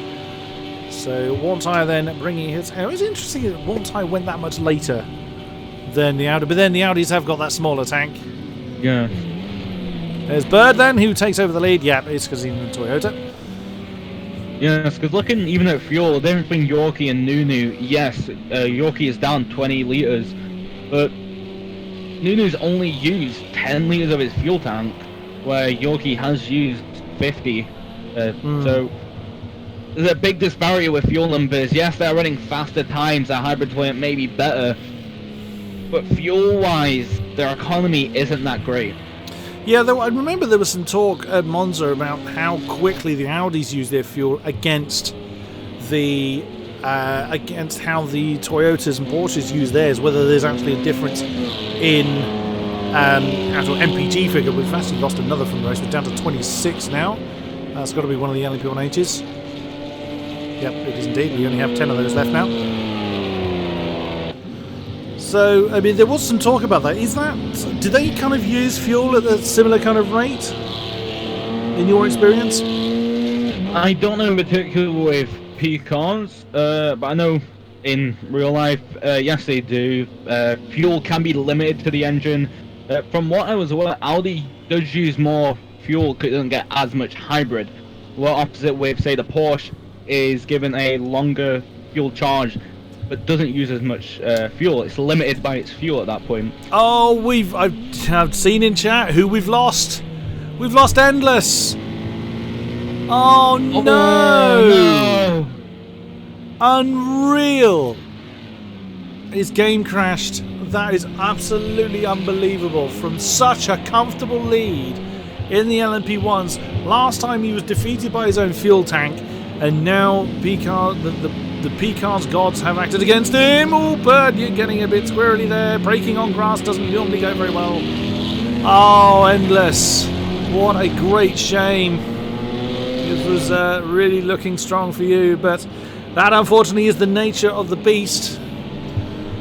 So that is... yeah. Oh, you have our sympathy, sir. It's not going to earn you any points, but it's there nonetheless. Yorkie, I'm sure, is quite happy about that. An extra point for him. Yeah. He's going to be happy with anything he can get, especially with how badly the race has started out for him. That is moving up to P5 with still 15 litres to go, so around, I assume, 4 to 5 laps, depending on how well he can save that fuel, compared to Nunu, who is now down to 35 in the Audi. So, yep. just under half compared to the Audi being out longer. So it's all going to come down to strategy for the most part. Doesn't look like anybody else has thrown the car on the wall for a while. So everyone's settled into their rhythm. That's Cornwall that's right with Dawu. That is for 9th in the GTE class. There is Dawu in the yellow Corvette with the Porsche right behind. A full minute ahead of Carbon Cutter, so that black Ford of Carbon Cutter has had a pretty atrocious day today. And Cornwall looks like he might be struggling a bit. Porsche doesn't look particularly hot out of the corners. As Dalking has come in from second in the GT class. He's brought that Corvette in. How much fuel did he have on board? That allows me to click on Dalking. It's annoying, isn't it, when you go to click on a name and it moves? Yep. Yep. Yeah, I feel your pain. So yeah, he only had a few litres on board. That will be a scheduled stop for Dalking as we fast approach the first hour done. There's Marauder now up to second with 5 litres on board. He'll be looking to come in soon. Generally the GTEs all come in at a very similar time. There's a TPW up to 4th in class now. This car can normally go between an hour and 55 minutes. About coming up on the time now. Off the rolling start, they're probably going to use a bit more fuel on the rolling start, depending on if they're accelerating, braking, maybe an extra litre or 2, which then shortens their lap. At the end of the day, how much fuel livens up the car. How much fuel's Andre's got on board? Bearing in mind he's already been in the pits once. How much is that at? He's 16.9, so he'll be in around about kind of, what do you think, about 5 laps or so time. Yeah. I'm not actually fully aware on how this Aston is on fuel economy. I don't know how much it uses a lap. But what I am aware, due to its engine, it apparently guzzles a bit, just due to how beefy that Aston engine is. Oh, one tire's in. Has he already been in? No, he had 8.7 litres left, so no, he hasn't been in yet. Sven is also in. That'll be the Audi that you've just seen rolling past. I hope you're about to stop. Oh dear. He stopped without taking fuel. He's got Unless he drove through and couldn't see his pit. Which unfortunately can happen. You can get... I thought he'd stop for a second. Marauder in the M6 with only 3 litres on board, so that will be planned. So it should be a 1 stop from there with 1.5 hours to go. He'll take... It really depends, actually. Looking at the time-wise, these cars go on for about an hour. If he wants to make it an hour and a half, it's going to be a hell of a fuel save. So unless he magically takes 150 litres on board. Just carry an extra couple of fuel tanks in the back of your car. It'll be absolutely fine. Pour it in once you're driving. Yeah. Lindholt. Andre's in. Wonder why he's coming now. Unless he wants a shorter stop. Because, of course, he has much less fuel to take on board. I mean, how much time will that save him realistically? I mean, what time loss is due to fuel? It's not a great deal, is it? There isn't that much great deal, but what I'm slightly concerned about is he's now eliminated the chance of sticking this to a 1-stop on... a 2-stop on fuel. This is going to have to be a 3-stop if he can't make this fuel last an hour and a half. That's Van Orman. Maybe able to push the car to maybe an extra 15 minutes with the fuel he had. Yeah. Which he, well, that's an interesting one for Andres. He obviously didn't want to push the fuel tank, so Van Orman has come in. Actually, now thinking about it, he set up his qualifying setup to begin with. Ah, has he got damage? Yes, his radiator may be severely damaged. He's had to come in to repair that. Here's Sven again. That's Bird. That leads the way. Sven is abroad his car in. Does he manage to stop this time? From 12th. Let's have a look. Yes, he does. Yes, he has stopped. He's found a crew. Perfect. Lindhold's in as well. So Van Orman now... There's 2 litres left in the Ford. Yep, you weren't going to go much further than that. Van Orman now underway. And Andre's then taking on... Looking at how long that stop is, yes. Yeah, it's got to be damage. That's going to be a long day for Andrex if he's going to keep having to have... Because you think that... Oh, it's as Andres has just confirmed in chat, 95% engine damage. So that exactly backs up what we were saying earlier about the radiator being too closed. And he's just killing his engine. Yeah, especially now with the time going on longer, the track getting hotter, the air temperature getting hotter. That engine's going to be put on a lot more stress, causing that engine damage to rise. Especially when those numbers start getting higher, it accelerates even more. Lama is in as well from 10th position. This is a very long pit stop. Oh, Andrex. You're running your qualifying setup, we understand. Yeah, it's quite quick. I'm sure you led your class for a while. I did. It was good. Good start. Yeah. How Too long? busy trying to get these clowns to sort themselves out on the formation lab and stuff, and then I forgot to change to race strategy. So yeah. Oh dear. Well, I mean, 95% engine damage at the moment, so it's taking a very long time to repair. oh dear. Well, I mean, if your engine does go bang, feel free to join us again. I may do. It's probably got another 20 odd seconds repair time at the moment. Wow. We see Sven's had some trouble. He's been in the pits twice. He's now underway again. And he's I've not no idea taking where fuel. it is, to be fair, but Well, he took some it's fuel. going to have to be a 2 long stop. Oh, and for the wall. Sven's in a lot of trouble, we can see on stream. Right, I might be going soon, so I'll leave you to it. Right, you are, Andrex. Good luck. Good luck, Andrex. Oh, Cheers. Sven is in a lot of trouble. He's already bouncing off the pit wall. And he's not taken all fuel on board, so that is not a happy Audi. no, oh, we may see it at some point. It does look like he's starting to give up on hopes, just by the way he's driving, not really taking much care of the car, not trying to put it in a bad way at all. But as long as he can keep it that 10th position, that's points at the end of the day, that might help in the championship. I think the points only we've go still down. got a lot of tracks to go. I think the points only go down to 8th, so he will be out of the points at the moment. But you just never know what's going to happen to anybody else as the race continues. Maybe he was, unless he was distracted, or something like that. Who knows? There is Yorkie now. Yorkie catching up to P4. Yeah, but he's only got 4.5 litres left, so he's going to have to come in soon. Oh yeah. It was a great shame, but yeah, he's right on the back of one tyre. There is the second Toyota, who was leading for a period of time. Joe's in the pits again in the LMP2 from 15th overall. And that, again, he's come in with 28 litres on board. I would assume then that that's going to be damage related. Possibly. Maybe another one with a qualifying setup on. Yes, actually, that might be an issue. But when we checked before, he didn't enter the pits until 40 minutes in to begin with. When we last checked his first pit stop, he came in with 28 litres. Yeah. As TPW comes in, he was leading the GTE field, but that was down to pit stops again, so he brings Porsche in. Von Orman was just being pestered there by one of the LMPs. The front of the GTEs are still fairly close together. It's one of the Porsches right behind the Corvette. He's going to take the inside line for turn 4. But he comes with the Hunter. He's only a couple of seconds behind in the Aston, so Von Orman has opened up that gap a little bit.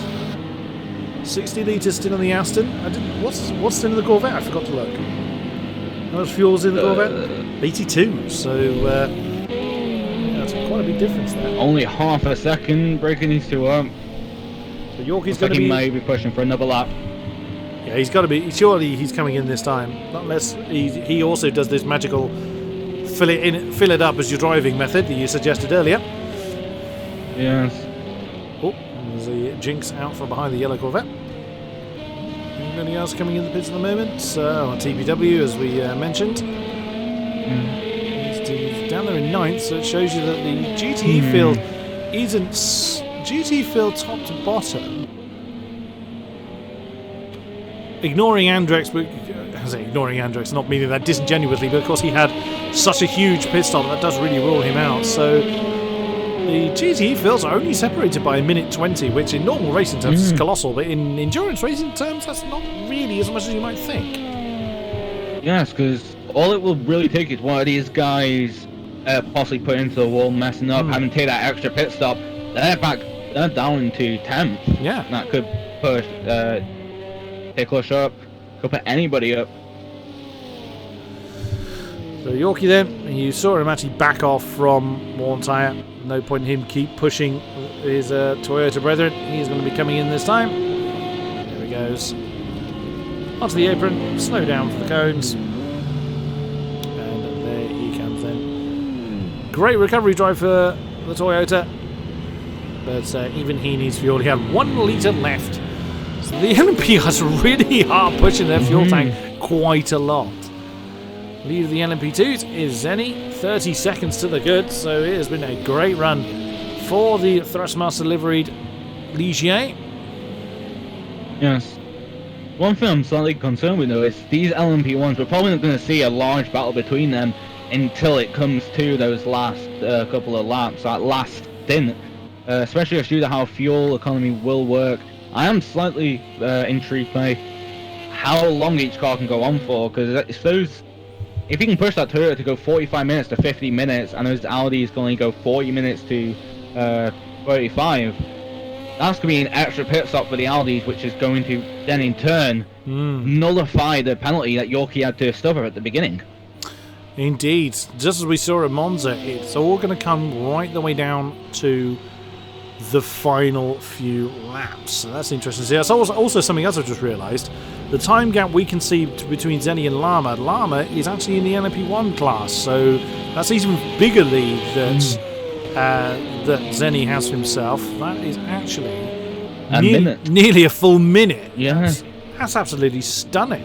There is second place Scott, who's 15 seconds behind Lama, who, as we just saw, is 30 seconds behind Zenny then. Oh, and Sven has actually just lost a position to... What's happened to Sven in 13th? I think he's made a mistake. It does look like the front right of his car is slightly banged up, unless that's just my side. Can't see from that camera angle, but it is possible he's had an argument with the wall. He's a minute behind WhatsApp apparently. Or just under, so he can't have just lost that position. So unless I'm going completely looping. Oh, I know what he's done. He's taken the position from Ulti. Of course, he's trying to work his way through the field. He's overtaken Ulti. That's where that change is coming from. Dawu brings his car in from 23rd or 8th overall in the Corvette. He had a much better run in Monza last time. Somebody else is in, I think. Oh no, sorry, I'm looking at the map, seeing a blue dot there. That's actually a retired car. That's Marauder that has got Dalking in the blue Corvette right with him. That's a battle for 5th position.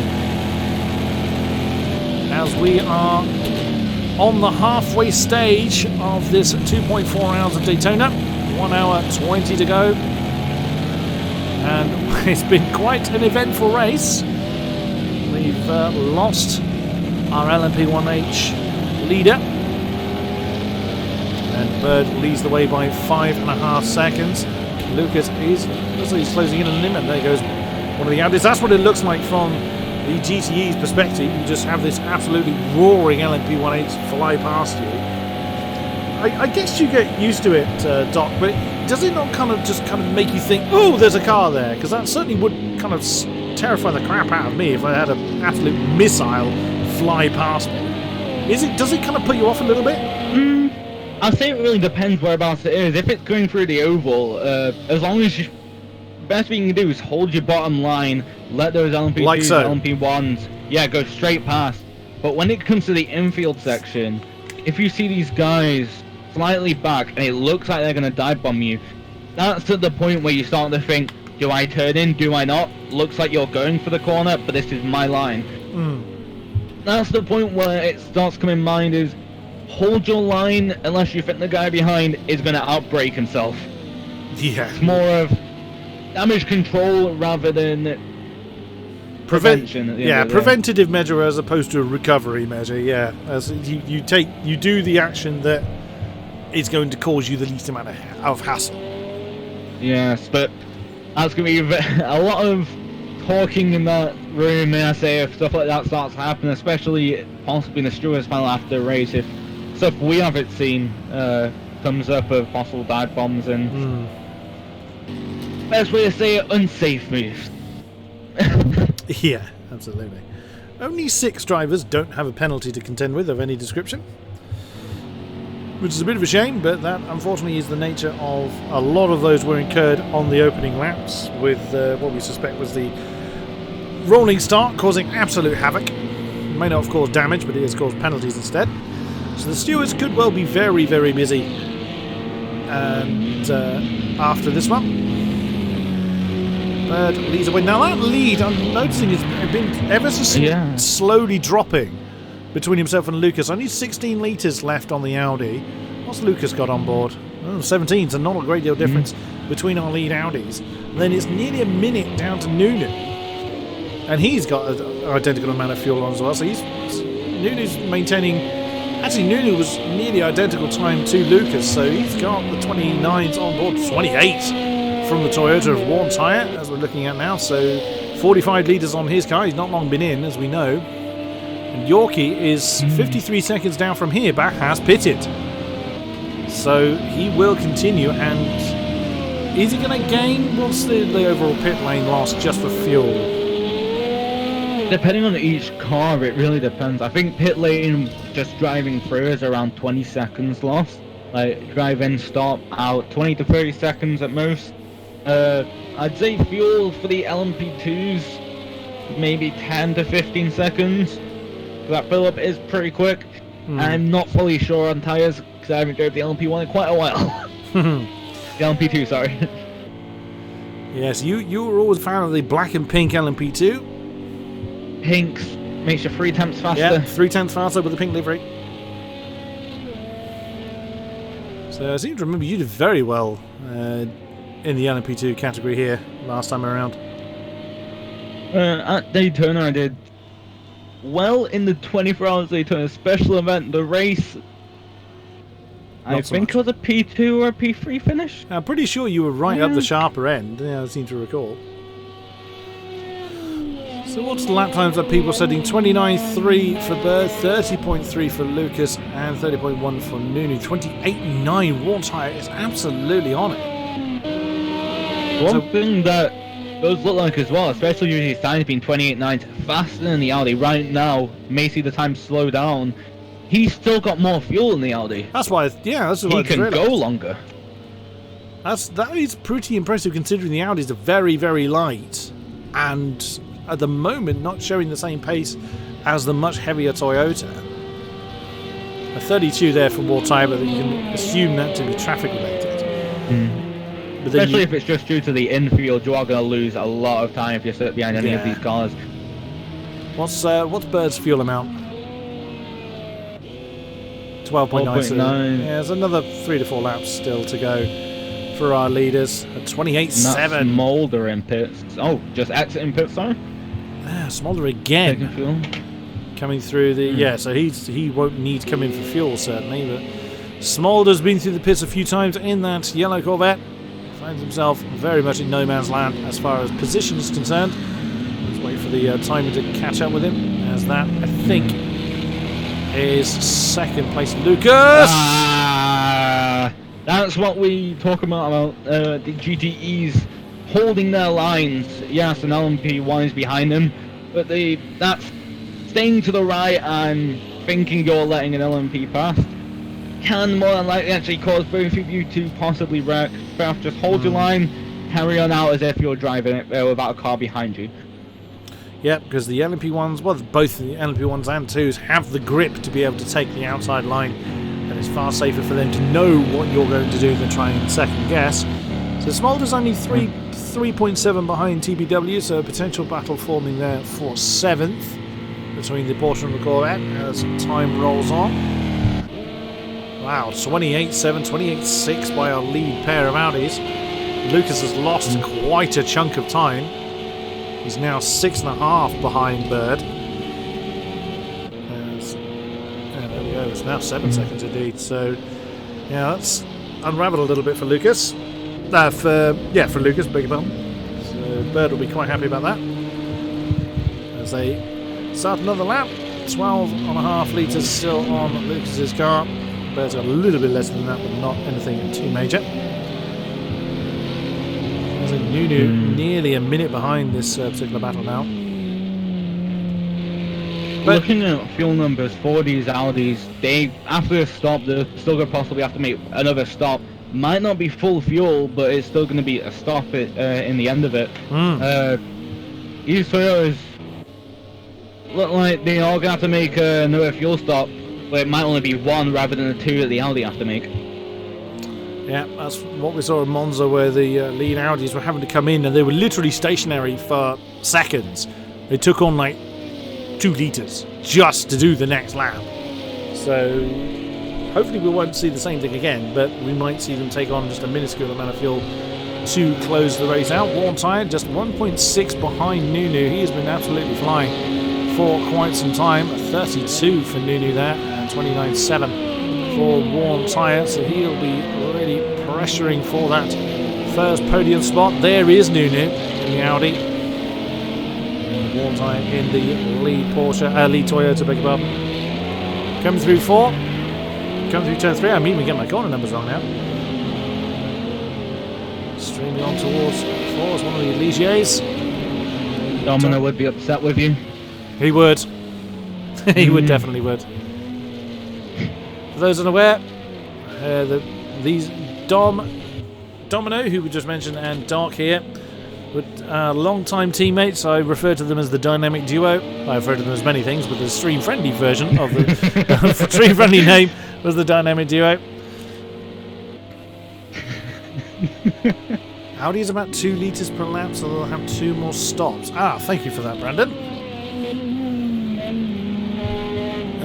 So Endless is saying that he calculated 4 stops for his Audi, and the Toyotas could well get away with 3, which is kind of exactly what you were just saying.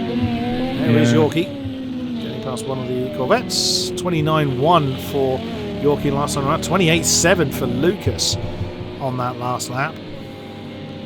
Still a bit of a gap between the two.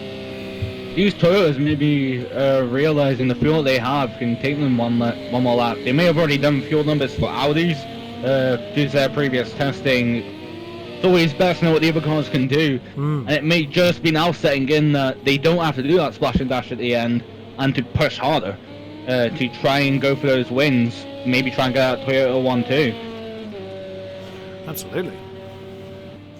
I'm curious. I keep scrolling up and down the list of times in case anybody on the stream wonders why I keep doing that. I do that for 2 reasons. One, I'm keeping an eye on how Andrex is doing to see if he's come in again. But also 2, just to see how many cars are still left. Of course, I can't see that when I'm scrolled up to the top of the list. I can only see the top 16. Brandon wondering if they're running hard tyres. They're going to be running hard tyres. The soft wouldn't last anywhere near long enough, would they? I would say for the GTEs, definitely hards. The LMPs, I am not actually sure about. The LMP2s, what's the word? Undecisively, you can actually run softs on the fronts and possibly hards on the rear, depending on how hot the track is. But more than likely, they will be running hards. I'm not sure about the LMP1s in this game in particular. I haven't drove them personally. Yeah, see, Endless has just said he prefers to run hards on the front with only 1 tyre stop, so yeah, so that makes absolute sense. That's the optimum combination to use. Lucas lost a good 3 seconds on that last lap alone. I remember personally back in Long Beach with the GT3 season, the AMG, I had to run hards on the front and softs on the rear for Long Beach, because softs would overheat and hards wouldn't get up to heat. Oh, right. So we may see some issues like this through the season for some of these cars. What's the fuel amount looking like now for our Audis? 5.2, so in the next couple of laps we're going to be seeing our leaders come in. 7 for Lucas. I wonder if Lucas is going to stretch it out for a 3rd lap. Could well do. Nunu. It looks like possibly Lucas and Nunu are slightly better on fuel economy than. But it may also be that they is faster than Nunu, like around the track a bit further. As one tyre is not going to know, of course, what Nunu's lap time, fuel amount is rather. Just jump up to one tyre a second in 4th. Yeah, he's right with Nunu at that, aren't he? I'm seeing 2 conflicting information there. Oh, there is Nunu. That is the car right ahead of one tyre. Let's jump on board with one tyre in a minute. As he potentially makes the pass. Oh, there you go. You just saw how effective the Kerr's deployment is. Just Nunu gaining a hell of a chunk of miles per hour. That's close. Water just about preventing slamming into the back of the Audi. Because the Kerr's deployment on these, I've often described them, it is vicious. But yeah, I mean, do you go for? Again, I don't know how customizable this is. Wow, look at Nunu just deploy that out of turn 3. I mean, can you deploy it to be longer and slower, or do you try and deploy it quickly? Ooh, worn tyre, keep the tail under control. I believe, I don't know for this game in particular, but with iRacing totally different. I understand totally different physics. I believe in the real life car itself, it has a set amount of hybrid that it deploys all at once. So you press the button, this is how much it gives out. You can't decrease or increase that. Otherwise that would take away or give horsepower. But you can choose when to deploy it, rather than you see Nunu used it in the infield section, and then you'll put more, see one tire use it coming out on the bus stop, use the majority of it there, getting the speed up, and just trying to catch up to that Audi again. Well, that was a little bit unlucky, catching the Porsche where he did. Let's switch back to the off-board camera now. 28.5 for Lucas last time. It's going to be it was costly for one time, and just catching that Porsche from the bus stop. Nothing anybody could have done about that. If the Porsche had jumped out of the way, he would have risked having a spin. Oh, that looked like a Porsche that just went through the shot. Who are they catching up to, I wonder? Oops, you heard Nunu just spin the wheels up there. Yeah. And Bird is in. Bird has brought his Audi in. Possibly Macy as well. And Lucas has carried on. So yeah, he has decided to go an extra lap. That's interesting. Another thing these guys might be doing with their hybrid deployment, these cars aren't necessarily rear wheel drive. So as soon as you hit that hybrid, it turns that those front wheels spinning again, which then causes the all-wheel drive. It's going to give you understeer on exit, but the acceleration might outweigh that understeer. Oops, that looked a little close between Lucas and that Thrustmaster LMP2. It isn't Zenny, because Zenny is in from the top of the LMP2 class. Imagine we're going to see a number of LMP2s coming in now, because he was running pretty close. Oh, Scott's definitely going to be coming in with 1.7 litres still in the car. They don't have hybrid energy to rely upon. He should be fine. He shouldn't need to back off. He just has that turn to do, and that's what's that. Wow, that's a lot of understeer on that particular car. 6.5 on his car. Nunu has brought his car in from. We may be seeing WhatsApp here, possibly trying to take his tires all the way to the end. That might be what we're seeing the understeer with. Or he's got somewhere slight bit of front wing or rear wing damage. Even if it's just one and we can't see it, that can give immense understeer and as well as oversteer.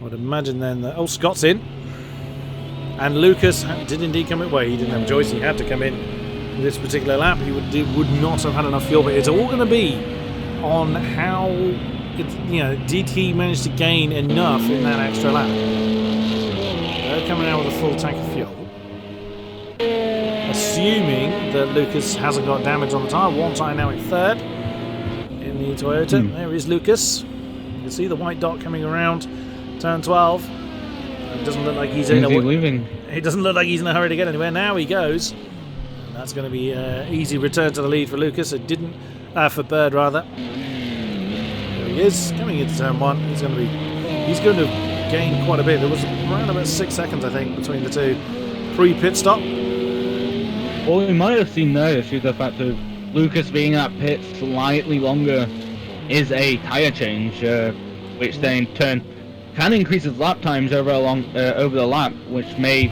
reduce the fact of those 8 seconds might longer become relevant over the time he gains from those new tyres. Very, very true. Red and white LMP2 in the way there for Bird as one tyre continues on his merry way in the lead Toyota. Nunu coming out in fourth. Only 8 seconds between Nunu and Yorkie, interestingly. Oh, not even that. 3 seconds, beg your pardon, between the pair. And they have the same fuel. Oh. Nunu short fueled then. He can't have taken the full tank on. Peculiar. That is very strange. Whether that was by design or not, unless No, because that's odd. I'm not sure why he's done that. I was thinking maybe he's trying something to avoid having to do a smash and dash, but you wouldn't take less fuel on. You wouldn't. Unusual one, but he obviously wanted to get back on track as soon as he could do. But Yorkie right with him. As you say, only a few litres in it between the two. There, you just saw him.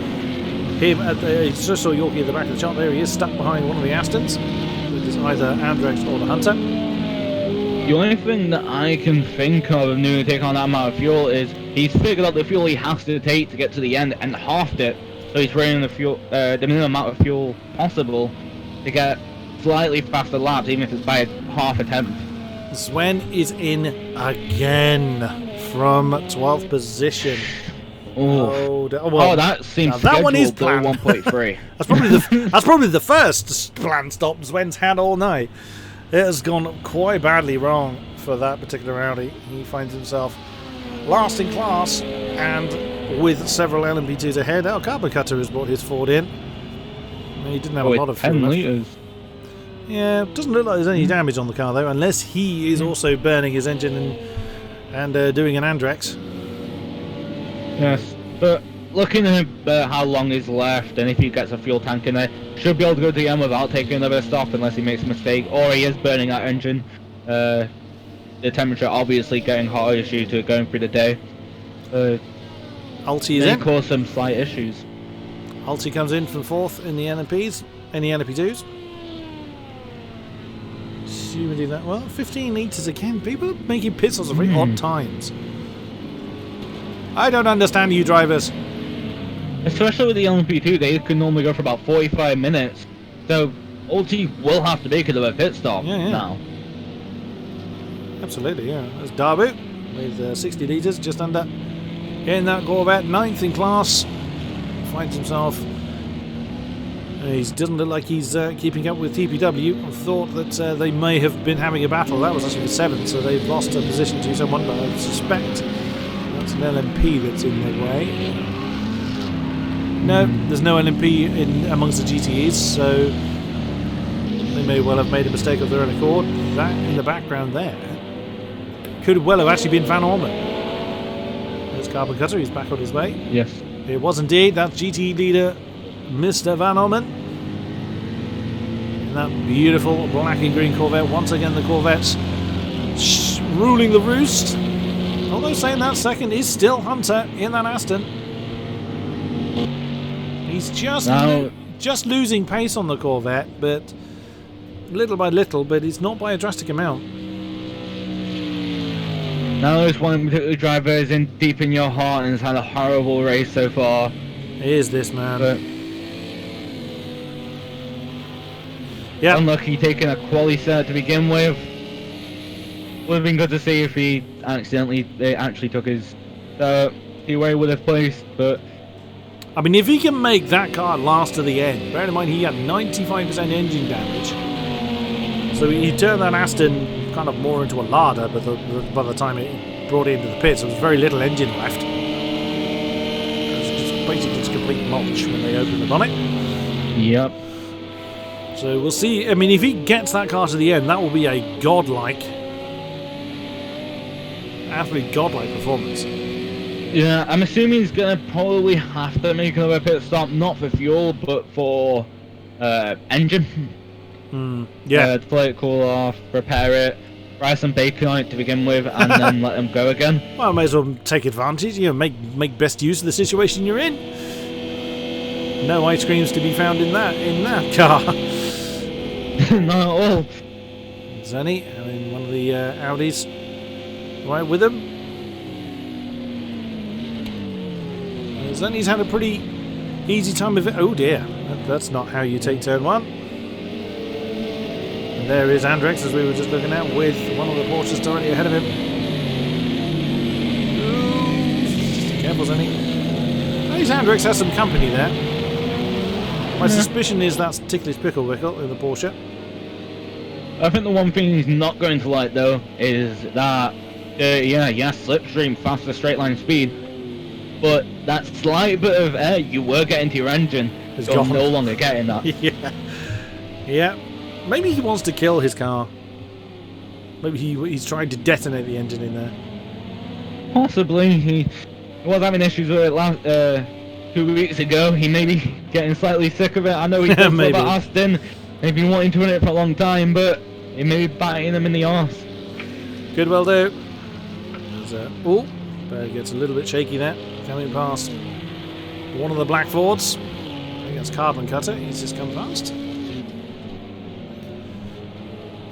This is also where, if you look at the times now, strategy has came into play. All these guys, when they were going for their fuel stops, there was about a 40-second difference one pit stop ago, or 40 seconds to a minute difference one pit stop ago.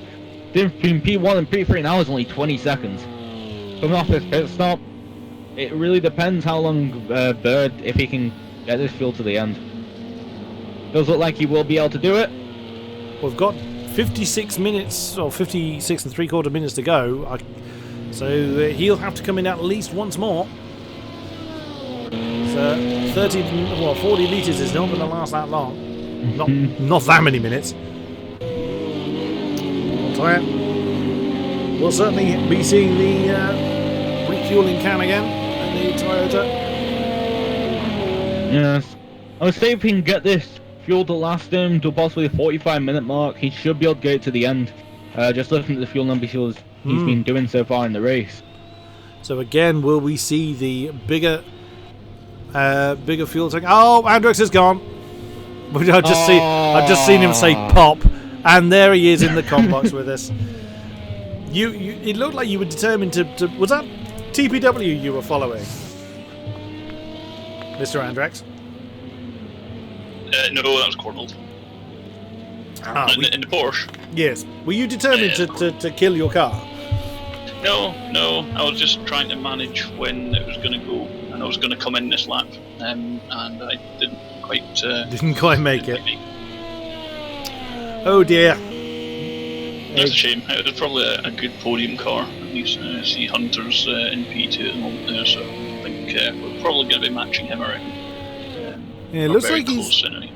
he lost a chunk of time on Van Omen last time, so he's made a mistake somewhere. Unless he's just come in? No, he hasn't. He's got 11 litres on board. Yeah, doing maths while racing is quite difficult. Trying to figure out how many laps you predict your engine's going to last, how much engine damage is increasing per lap, and how many laps you're going to get. So therefore, how much do you need to refuel just to survive the engine, and then how many pit stops of those am I going to need to get to the end. It was just starting to get a bit silly. I was like, yeah. You forgot to take your encyclopedia and abacus into the car with you then. Pretty much, I had no pit crew telling me what to do. But yeah, that's a shame because I was enjoying that. Yeah, rookie mistake. I mean, you were concerned before the race that the Aston wouldn't necessarily do so well, but also looking at what the Hunter's doing, it looks like it's quite there. But it does seem to be ever so slightly losing pace on that mighty Corvette. Is the Aston? How well suited to this track is the Aston? Do you feel? It's probably about as good a track as it's ever going to be. Le Mans should be strong, or as strong as it could be, I reckon. The top end speed is pretty good. The acceleration out of slow corners, so the hairpins on the kind of long straights, banking, and so on, is actually probably slightly better than any other GTE car. According to the stats, but I don't know how accurate they are. Top end speed's really good. I think I was getting 302 when I was in the draft, which is rather insane.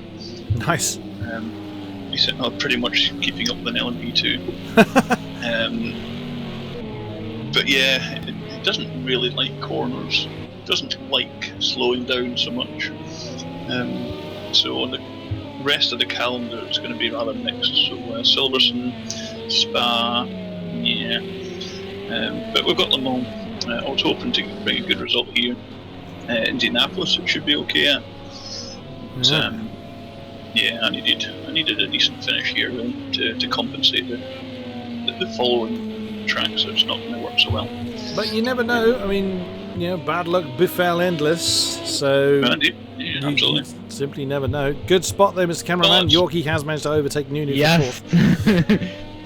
As currently waiting. Well, I decided just to stay in just in case anything silly happened to people and I was managing to get enough into the points, but obviously I was hoping to outscore Dawu. And I don't think he's in a point scoring position at the moment. He obviously had an issue. He's currently one position out. Oh no, no, he's just given one. He's just been given one, yeah. Oh. Is it Cornwall? Yeah, it's Cornwall, yeah. Okay, yeah. So yeah, hopefully. A question we've had in chat, actually, Andrex, you might be able to answer this one, is what are the top 3 manufacturers in terms of sort of GTE performance?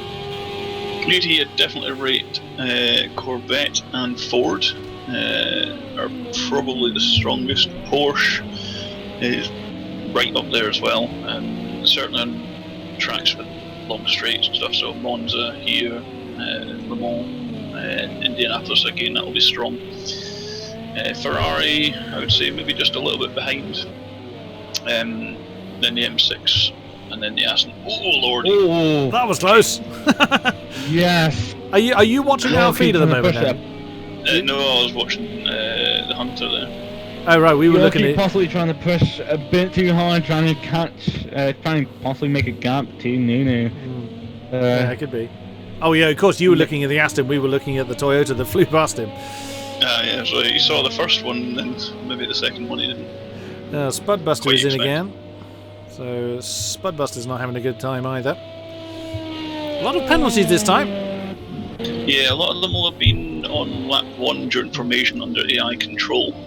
Most of them are, yeah. Penalty because I overtook somebody apparently, it thinks, when I failed it. You were in single file? How did you manage that? Yeah, poor your cars. But then on Doc's screen, his race finished before you even began. That's impressive. Yeah. So he had apparently as soon as you went across start finish line, it was a 1-lap race for me. I can beat that. I did a practice lobby, public lobby, just to kind of test the different kind of starts to try and make it safe as possible. That's the Hunter coming in a bit. And depending on whether I ran formation lap on or off, like to do an extra lap, changes whether it's single file or double file.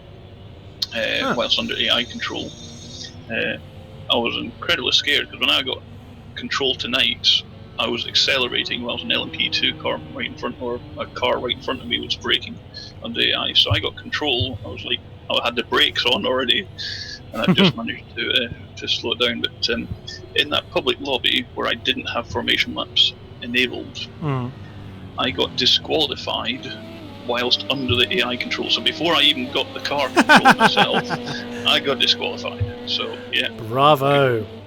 Good game. Oh, we're now down to 5 without a penalty. So as Garkey has brought his car in from 6th position. And Brzezinski as well. Both look like scheduled stop. Garkey fully fueling up. Oh, there's able to get to the end on that fuel. I love the fact that as we were looking at Garkey, then the ghostly image of the Andrex was actually in the background. How, considering you detonated the car, it's just very literally dead, and the ghost lives on. Indeed. Oh, that's an LMPH very out of position, I guess. There is another PH out of position. Yeah, Zwan. Yeah, he's been in quite a few times. Okay, that's looking a bit second-hand, that Audi. Yes, just a tad. Speaking of, Warren Tyre is only 9 seconds off the back of Lucas, but he only has 8 litres left in the tank, so he'll be coming in fairly soon. We haven't seen any major crashes. We saw a lot of them early on, but none for quite a while now, so we've got less than 50 minutes to go. I think lap 1 turn, lap 1 turn 4, the right-hander. That was a bit of a mess. There was an LMP2 or 2 facing the wrong way, and I think he collected Dawu and Leon. I don't know what happened to Leon. Is he still out? No, Leon. We lost Leon quite some time ago. Yeah, I think he took a bit of a thump on that first lap. Yeah, unfortunately, it was kind of during that phase that the Doc was trying to rejoin, as on his screen, literally the race had ended, the results had popped up, and he could do nothing at all. And as he's in control of the cameras, that led for a rather one-sided view. Oh dear. Yes. We saw the LMP ones and nothing else. And we saw no other starts, unfortunately. We concentrated on the LMP one for 2 and a bit laps. The other thing that was quite fun was, because I was on quali setup, I was on soft tyres. Oh god. Which is not good in 60 degrees track temp. So they had to get changed. Unfortunately, my pit strategy was don't change tyres and set the pressures at about, I think it was 1.85 bar, which is fine if you're not changing tyres. Changing tyres and putting it at 1.8 bar, and then having preheated tyres, I was then running around with 2.5 bar on the back. That's rather high. That's not very nice. The temperatures were not too bad, but I think that's only because there was a tiny little slither of rubber on the track. I was going to say that led for a very lively tail. Boys. That's close. Yep. And that's what we see what happens when both LMP2 and LMP1 do try to take over a GTE. They both don't. Look, just tapping the wall there, bro. Yeah. I think the LMP2 didn't really see the LMP1 come up behind, or at least try to step out. Probably a bit of impatience coming in there. Yeah. Probably wasn't enough to cause damage, but just enough to tick off some nerves, possibly. My P-Car's profile is going a bit nuts in the background of the second screen, flashing between 30 and 130 degrees temperatures. Wow! That's when it popped. Yeah, that'll do it. Yeah, well. Oh, Marauder in the M6 is up to 3rd. So he's had a fairly lonely race, that M6. Oh, he's in my US livery, look at that. He is indeed. Yeah. Does look like, though, he will have to come in and pit. I believe we did see him come in for an early pit stop and just top up on fuel. So there'll be 2 stops for GTEs, a full tank, which is approximately 100 litres, give or take, depending on the car. Will last an hour, so the plan was 1 stop with a full tank, and then the second stop with just half a tank. So I suspect it's pretty close for each, and I think the fuel tank size differs between a couple. I take 95 in the Aston, I think the Corvette takes 90. I think the BM actually takes more, it's quite a thirsty beast. Yeah, so is there a distinct actual fuel usage difference in the GT, isn't there? Not massively, but I think it is kind of fairly accurately compensated by the tank size for a full tank use. So it will use more, but you'll have a bigger tank. So I don't know what size, I can't remember what size tank the M6 has. I think it's 105 or something. Maybe. Do you know if it's the same in the LMP1s for that case? It's close. So obviously the Toyota uses a bit less fuel, or I think it uses more fuel, but it's got a much bigger tank. Yeah. The Audi's obviously a diesel beast. Yeah, of course. Oh, one tyre's going to be running that close. Oh, mind you, we saw worse than that earlier, didn't we? So yes, we saw 1.9 earlier. Yeah, that was. I think it was Endless. They're about two a lap. I think Endless went past the pit entry with like 1.9, and managed to squeak home with 0.3. But looking at the times, though, with 43 minutes left, one tire is catching the leader. He will have to pit coming around this time. But P1 and P2 still have another pit stop to do. Yeah. If one tire can do a couple of laps, clean air, pick up that time at good in and out laps. Yeah. You might see a what's it called in F1 again? Undercut. That's the word. How much fuel have the leaders got at the moment? 22 and 24.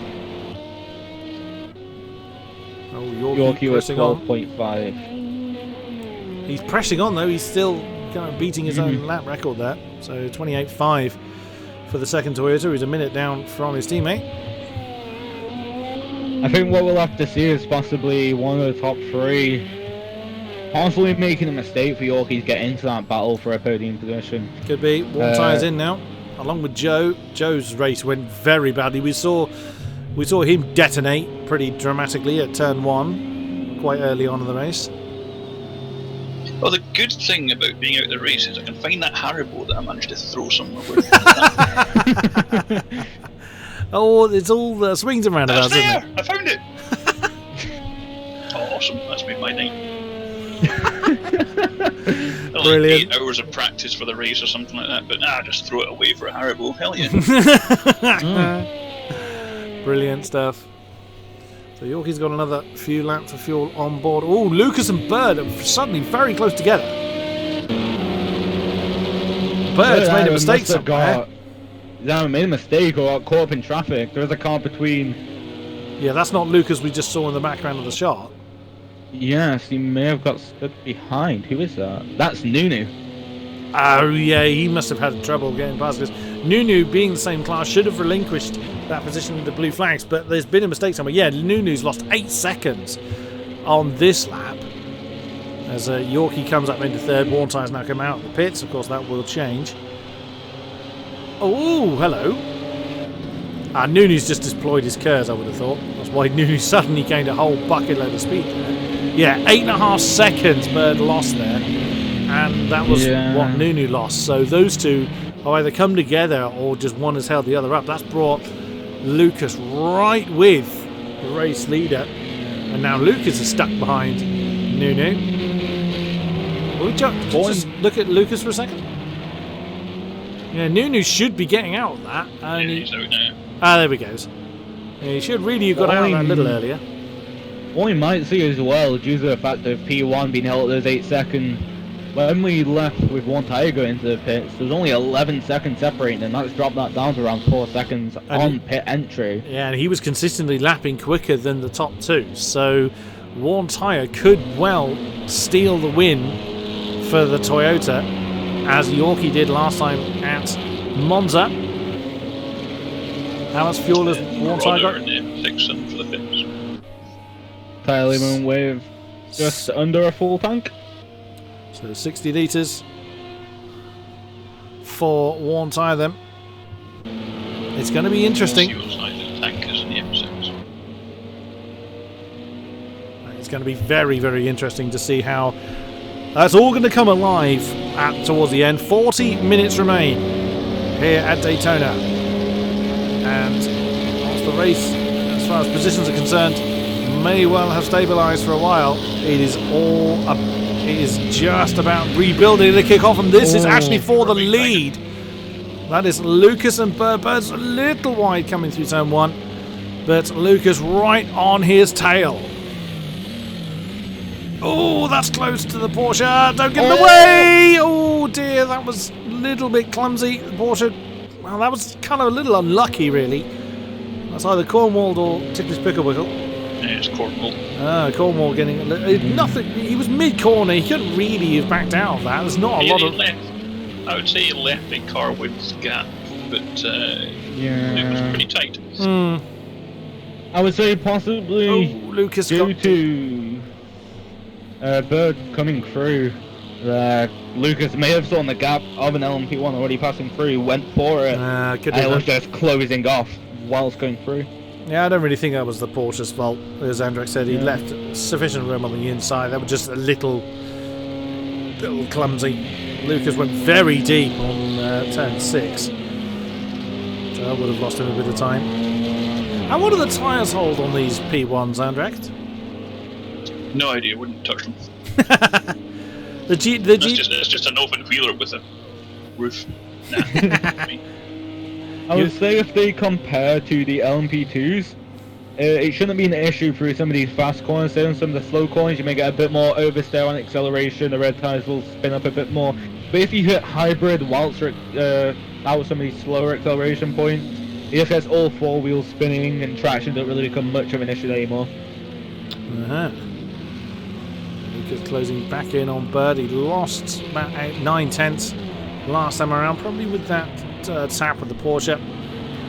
They are catching up to that blue Corvette again.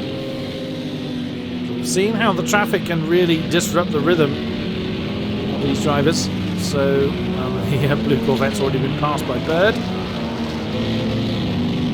No time lost there for our race leader. There's another Audi there. You can see there's Warren Tyre. He's a minute down from the lead battle. But pressing on them. Yorkie. That was Yorkie, beg your pardon, wrong Toyota. So he's a minute down from the lead battle, only 4 seconds ahead of Warren Tyre, but of course, Intrepid Yorkie does have to come in again. But Hunter in the GTE is just shaping up a pass on, is that Lindholt? That's Lindholt, Yeah, it is. lead in the Black Ford. That's for second in the GTE class. Very outside on you, son. Yeah, I'm pretty sure Lindholt just let that one go. Oh! Wide. I don't know how Hunter's doing for tyres, because I think he was locking up on more than me. I had 33 tyre wear at the end of when my engine died. I was about 3/4 of the way through the race, or 2/3 at least. That was a bit close. So 33 wears, not an awful lot. I was going to do the whole distance without having to I kind of change. jumped through both of these battles. Yeah, Bird is on the back of... Bird's lost the position to Lucas, actually, so the lead has changed in this race. The two Audis have swapped position whilst we were looking at... Yeah, Bird with a 31.3 in that last lap, so he lost a couple of seconds. Oh, that was close. Of course, we had that GTE battle with Hunter and Lindholt. I think he's slowly pulling away now. Yeah, he's Lindholt gone. will be in the draft during this section of the course, but he obviously had enough speed to catch up on him and get past, so may very well be. Looks like he's got quite a gap now, so I think he should be good to go. Now, with the Audis fighting like that, they are only going to be holding each other up quite a bit. So that is going to be interesting as well, as Bird then closes right back in on Lucas as he's got stuck behind the Corvette. If there wasn't impact, that was very, very close. And again, they've had a pretty slow lap this time around, so that's playing right into the hands of the Toyota. Well, one of them. I don't think Yorkie's going to benefit too much unless they go off. That's a long gap between Yorkie and these two. Yorkie's going to be in very, very shortly to take on. Did Yorkie have an issue early on? Because I saw him at around about 6th or 7th or so early on in the race. Oh, that's close. Both Audis have gone off the top wide. Oh. I forgot what Yorkie did. He Lost his front nose. Oh, yes. Oh, Bird having a look at the inside of turn 3. That's a pretty comfortable pass by Bird. Very nice. He's going to be chasing back. Now both Audis is activate curves to try and stay in front of each other. That's it. And now with just over half an hour remaining of the race, now is the time you really need to be fighting. You can't rely upon, I've got time to do something about this. That advantage is gone, or that element, I should say, is gone. Exactly as we said, it's going to come down to the closing stages. We're not quite in closing stages yet, but we are certainly towards the tail end of this race. And Bird and Lucas look like they are going to be fighting for a while, but that's going to play right into the hands of Warren Tyre. He's a minute down. Both of these two have to come in again, so most of that minute is going to disappear. And Warren Tyre is in the 28 as Yorkie is now in. So Warren Tyre is lapping 2 seconds at least quicker than these two are. So we are going to have a hell of a fight on our hands towards the end. I think it was pretty much a minute for a stop that I would lose in terms of the in lap, the stop, and the out lap.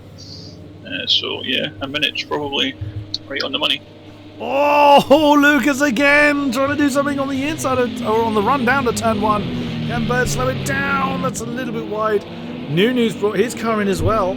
So if we daren't look away from this battle, this could well be for the remainder of the race, these two. What's the fuel difference between them? So it's 10 for Bird. What's the fuel amount for Lucas? Yeah, I thought he had a little bit more. So it's an extra lap. 2 litres, yeah. 1 lap, which is, if they need to pit anyway, it might be 2 litres left. He needs less that he needs to add in on the stop, which is next to nothing. But we saw Lucas.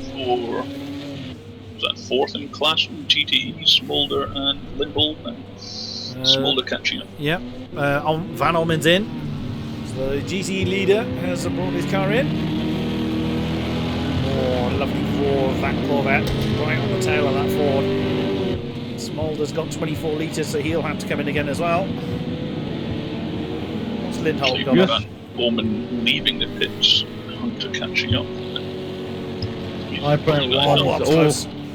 Oh, so yeah, Lindholt will be in very soon.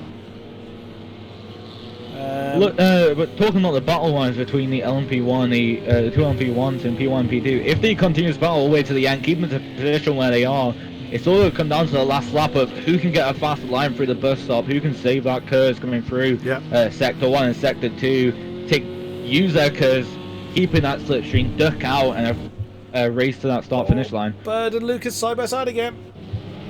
Bird has got that lead back. That was less than a tenth between the two coming into turn 1. And Lucas has had a big mistake. He suddenly lost one and a bit seconds. So he didn't do turn 1 particularly well. Or he may have got shoved off in turn 1, we didn't quite see.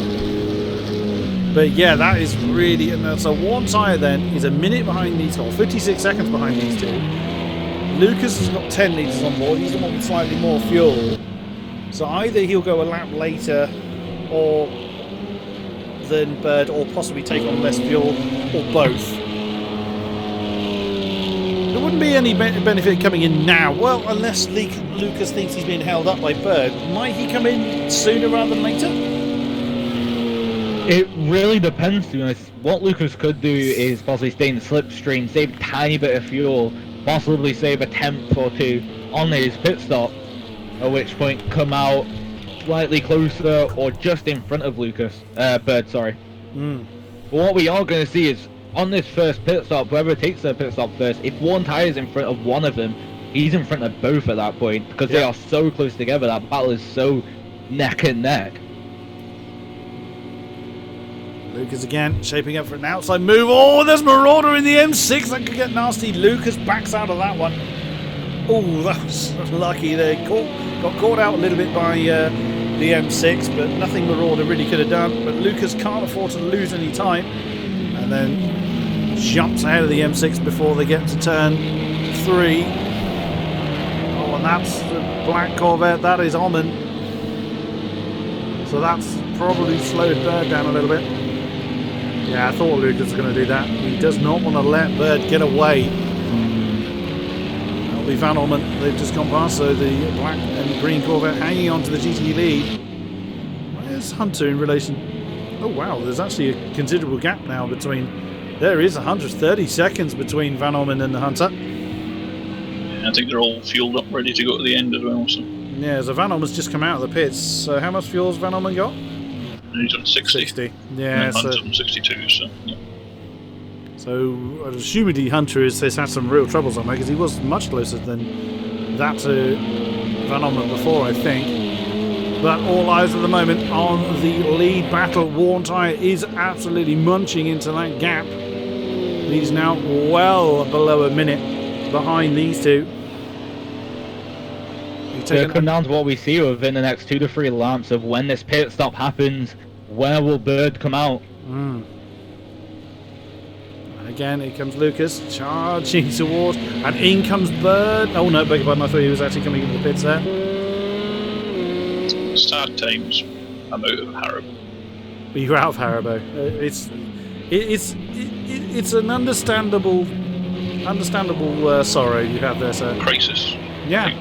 Probably class it as. Need to get United Nations involved. Yeah. It's a humanitarian aid problem. Oh, Bird's caught behind one of the black Fords. Lucas is already right with him though. Black Ford minding his own business. Now come through turn 6 once again. What will Lucas do? It depends, because it might have been that Bird used a bit of curves to try and pass him, but didn't manage it, and therefore wasted that curves. And if Lucas has not done that and conserved it, he might have a little bit extra curves this lap. Oh, yeah, I thought he was going to be brave trying to move into the bus stop there. Let's jump on board with Lucas a second. Oh, wrong one. Oh, he's going to be...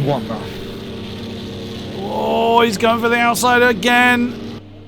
Can he do it? He does. He's nosed ahead, and Bird doesn't. I wonder whether he thought about coming in and opted not to, because he did look like he motioned towards that the pit lane entry and opted not to do it. He's now in second. Oh, big problem. Lucas lost control of the car before Bird got there, but Bird actually feels the need to slow down. Maybe he felt not too keen on that rejoin, to be honest, but I think Lucas was probably a little bit too keen to get back on board, and Bird's actually letting Lucas. Lucas is allowed back through into the lead. Bird obviously felt that impact was avoidable. Lucas was very sideways before Bird got there, so good sportsmanship there from Bird. But on they go. That's almost cemented One Tire's undercut to P1. Absolutely. That's lost them a hell of an amount of time. It was nearly 10 seconds they've lost. About 9 seconds that incident has cost the pair of them. Of course, they've got to come in. Bird has only got 2.5 litres to go. He will not do another lap after this without coming in. Lucas has only another couple of litres to the good. He could do another lap. And now that he's the lead of the pair, he may choose to do another one. But what we may see as well is, due to these two cars colliding, there may have been damage on either car, which then in turn slows down time a lot, and we might see Yorkie. The time is still quite far apart. We might see Yorkie get into that get a podium position. Bird's still really pressing on. He went to the outside. He's not going to. He's got to come in. Yeah, he's come in. That's very quick. That was. Did he get? That he was still slowing down. 23 seconds. He got himself. Yeah, that was a 10-second penalty for speeding in the pit lane, and that was unfortunately entirely his own fault. He was way too hot coming into the pit lane there. Where's Worn Tire? There he is. Here we go. Where is he? He's coming towards the bus stop. He's just come off the back of turn 7. Of course, Bird is going to be in there a while. Birdie's on the move. Oh. Did One Tire take tires? He may well have done. Bird is just coming to the end of the pit lane now. Well, he's just come off the pit lane limiter and just coming through turn 1. So Worn Tire now comes across the line. It's because he doesn't have to fill up a fuel tank. So it's a very short stop then. So Bird's only got 36 litre, and I don't recall what a full tank is in those machines. 40, yeah, it's close to 50, I think, for the Audis. So 3/4 of a tank for the Audi. But I wouldn't assume he's running that 25 close. litres would be 15 seconds. That was a very short stop. Very, very short stop indeed. But that is less than 10 seconds then between Worn Tire and Bird. But Worn Tire's got 40 litres. That almost certainly will see him to the end. Yes. Yeah. Lucas has gone on another lap, as we know. Lucas has gone on again. He'll be coming in this lap. He'll be coming on this lap now. Lucas has already gone. Oh, he's got 2.3. He's got enough to go through again. But he's right in amongst the GTE traffic. That could be very, very costly. One thing I'm looking at is, I think Worn Tire has actually taken tyres on that previous stop. He could have done. Yes, because those 25 litres wouldn't have been a 15-second gap, especially between how close they were and how fast Worn Tire has been compared to the battle. Oh, that's going to be costly for Lucas, that LMP2 jumping in his way. So that could well cost that position between Lucas and Bird. Oh, it's all going to be kicking off then. That gap is slowly coming down though between P3 and P2. Was 15 seconds on the pit exit. Being brought down by 4 seconds in the past 2 laps alone. And the LMP2s are coming in as well. Zenny and Scott, first and second, have brought their cars in. Just 2 litres on Zenny's car. 11, interestingly, on Scott. Although Scott's had trouble at some point. Zenny has comfortably led the class almost all race long, as Swen again brings his car in. But Zen is not fueling up. Scott is leaving.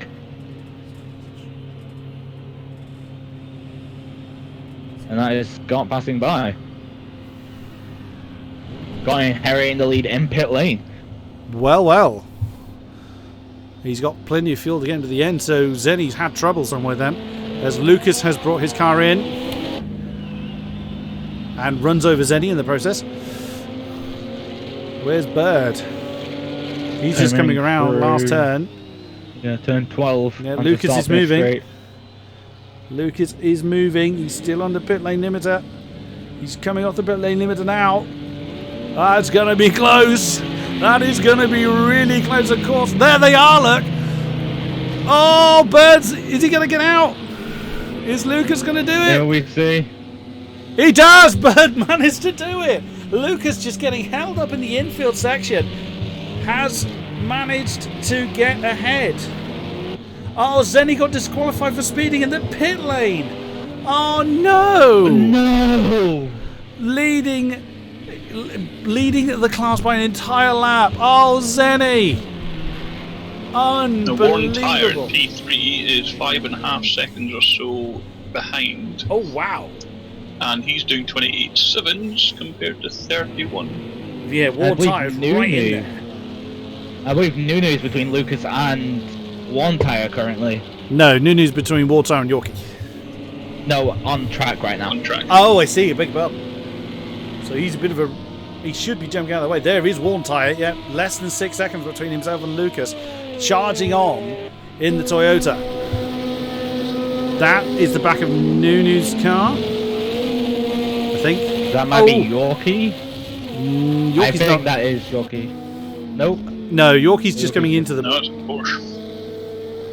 Oh, so that'll be Spud or something like that. Run check.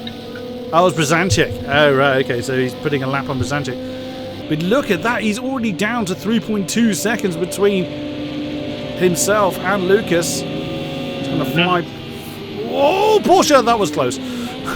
Committed. Yes, WhatsApp and Zwen in the pits. How many seconds? Ah, that's... One tyre can smell a victory here. What's... Yeah, but what's his penalty count? Bring up the timing screen again, Doc. One tyre's on. He's only on a second, so near as damn it nothing. Bird's actually got 33 seconds. So he's already technically behind Lucas and Wartire, but that 33 seconds will almost certainly be contested. Well, certainly 30, I reckon, but 3 is an odd number for a different kind of penalty, so I suspect the 3 might stay. Unless he's When we a saw crude. Bird come in though, coming to pit Oh, lane, he that's was 10 on seconds. 20-ish seconds. And he gained 10 Maybe because a it was... 10-second penalty. Yeah, he for gained speeding. so they could actually be genuine penalties then. So certainly Bird 10. could currently be in P3, Yeah. one tyre theoretically in P2, and Lucas theoretically in P1. And it's really Certainly between... 13 seconds worth. And certainly Warren Tyre's only got 1 second. That is almost certainly going to be correct. So it's between him and Lucas now, and that's less than 1.5 seconds. That gap has just vanished. There they are. In a couple of laps. Yeah, and we've still got Looked 9 at 2:02 last lap. as Alti comes in. Now was second in the LMP2 class. Warren Tyre is... Tyre pulled about a second in that lap. Oh, steady! Whoa, my goodness me. He is pushing like mad, rally crossing that car through turn 1. Wow. I don't think he needs to push that hard. He's gaining a second a lap. I think that's Nunu stepping out the way.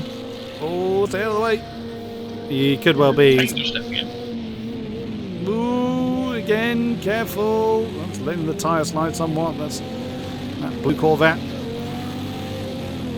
Forgotten who's in that. And they actually got out of the way. They could see they were getting close to the corner. They did not want to be in the middle of the lead battle. Onto that back, on through turn 7 again. Well, these guys are catching each other here in P7 are currently battling. There was currently just a second between them, both of them. Whoa, And there they are. Oh, that's getting very busy. Through turn 7. There's that Porsche of Garkey. West Garkey coming past the LMP2.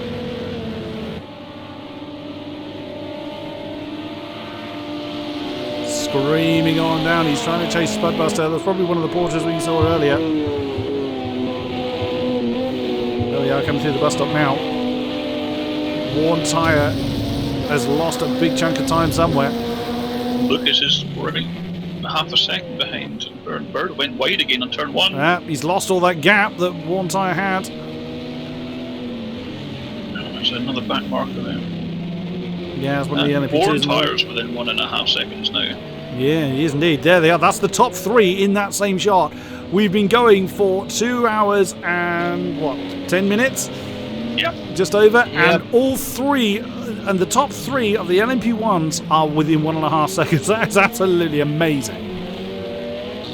Like we said about two stints ago, it's all going to kick off within this last stint. Fuel management is going out the window for these last 15 minutes. Now it's going to be push. They're going to be aiming for that P1. Anything less than it, they're more likely going to be pretty disappointed, pretty gutted, but anything on the podium is a great end for them. I'm keeping an eye on Yorkie's gap to Nunu as well. That is now 13 seconds, and in that last lap, Yorkie gained 6 seconds on Nunu. I think Nunu had a 34, but Yorkie's in the 28th, so he is really pressing on as well. Bird, if Bird gets his penalties completely overturned, of course he then technically leads the race. But Worn tyre on the back. Oh, there he goes. He's on the. He's going to go. Oh, and there's the Kurz deployment from the Audi to keep the top end. Oh, yeah. He's topped out. To make it very difficult to pass. Even if he's a second, he's good on the brakes. He's just caught up any disadvantage he had on topping out there, braking into turn 1. Right on the tail of him, but or is that another back marker? Nah, that's Hunter. No, that is him.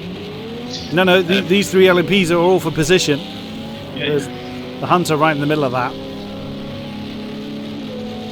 So catching doesn't seem to be a problem. Whoa! So he's obviously faster somewhere, and it looks like it's on the brakes. On the nose. So if he can manage to conserve enough curves to keep on the tail. Oh, that's Bird. Is that Bird wide? No, that's a back marker. Sorry. That's one of the black LMP2s. If Worn tyre can conserve enough curves, Lucas is having a look on the edge. 3 wide. No. Oh my God. Goodness me, boys. 3 wide with me and Doc doesn't go very well, but that's how you do it properly. And Andrax was actually witness to that 3 wide incident, I've just realised as well. Oh yeah, I do remember that. Oh, there goes Worn tyre for second on the inside of 1. Can he get the other one? He's got the pace, but he's going to top out. Whoa, he's had to bounce to the top of turn 12. Can he do it before they get the breakers over turn 1? 3-1 again. Oh, that's Lucas that's flown through. So Bird has lost 2 positions in 1 corner. Wow, I don't think Worn tyre expected Lucas to detonate the curves like that. And we've still got 14.5 minutes of this to go. Wow, that's determined. Oh, Bird's in trouble. Oh no! There goes Bird. How did he save that from being a much bigger incident? And he's still going. And he only lost 2 seconds. Oh, but brilliantly saved, Bird. I mean, that was a These big LMPs disaster. are quite special. That if you are starting to spin, if you dump that curves button, it will insta-save you. And I kid you not. He deployed that brilliantly then, as Worn tyre looking on the inside. It's a bit like holding the brake and the gas at the same time in most of the cars tends to kind of stabilise things. It's just got that curves that really helps to insta-save. Here he goes, in the slipstream of the Audi. I don't think he'll go here though. No, I shouldn't think so. He's just gonna... Just have a look, make him think about it. Line it up for turn 1. Conserve as much curves as you can. Get that top end. There he goes. Here comes. Audi's probably saving his curves. Unless he's burnt it all already. Audi will deploy it now. Oh, yep, there he goes. Oh, it's going to be a run into turn 1. I think he might have enough to have a challenge on the inside. Maybe not. Well defended there by Lucas. They've dropped Bird by 2 seconds. Oh, and that's what Worn tyre was wanting. He wanted a mistake by one of the Audis to kind of undo the deficit that he seems to be getting from that top end difference. And that is exactly what he's done. He's forced Lucas to overshot turn 1.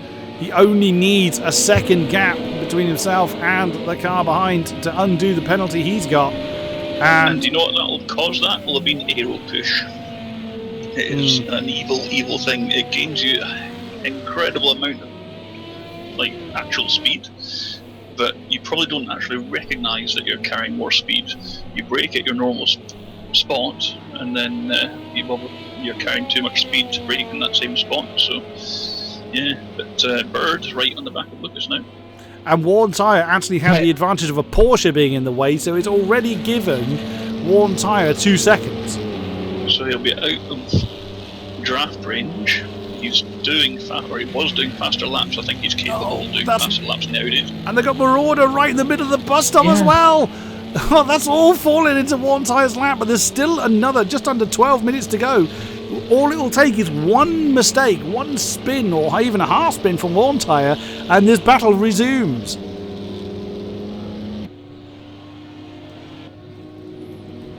Lucas then holding on to that second position. Bird only half a second down. And Yorkie P5 is right behind Nunu into turn 1. Wow, that's very deep from Bird, but again he's managed to keep the car pointing in the direction he wants it to.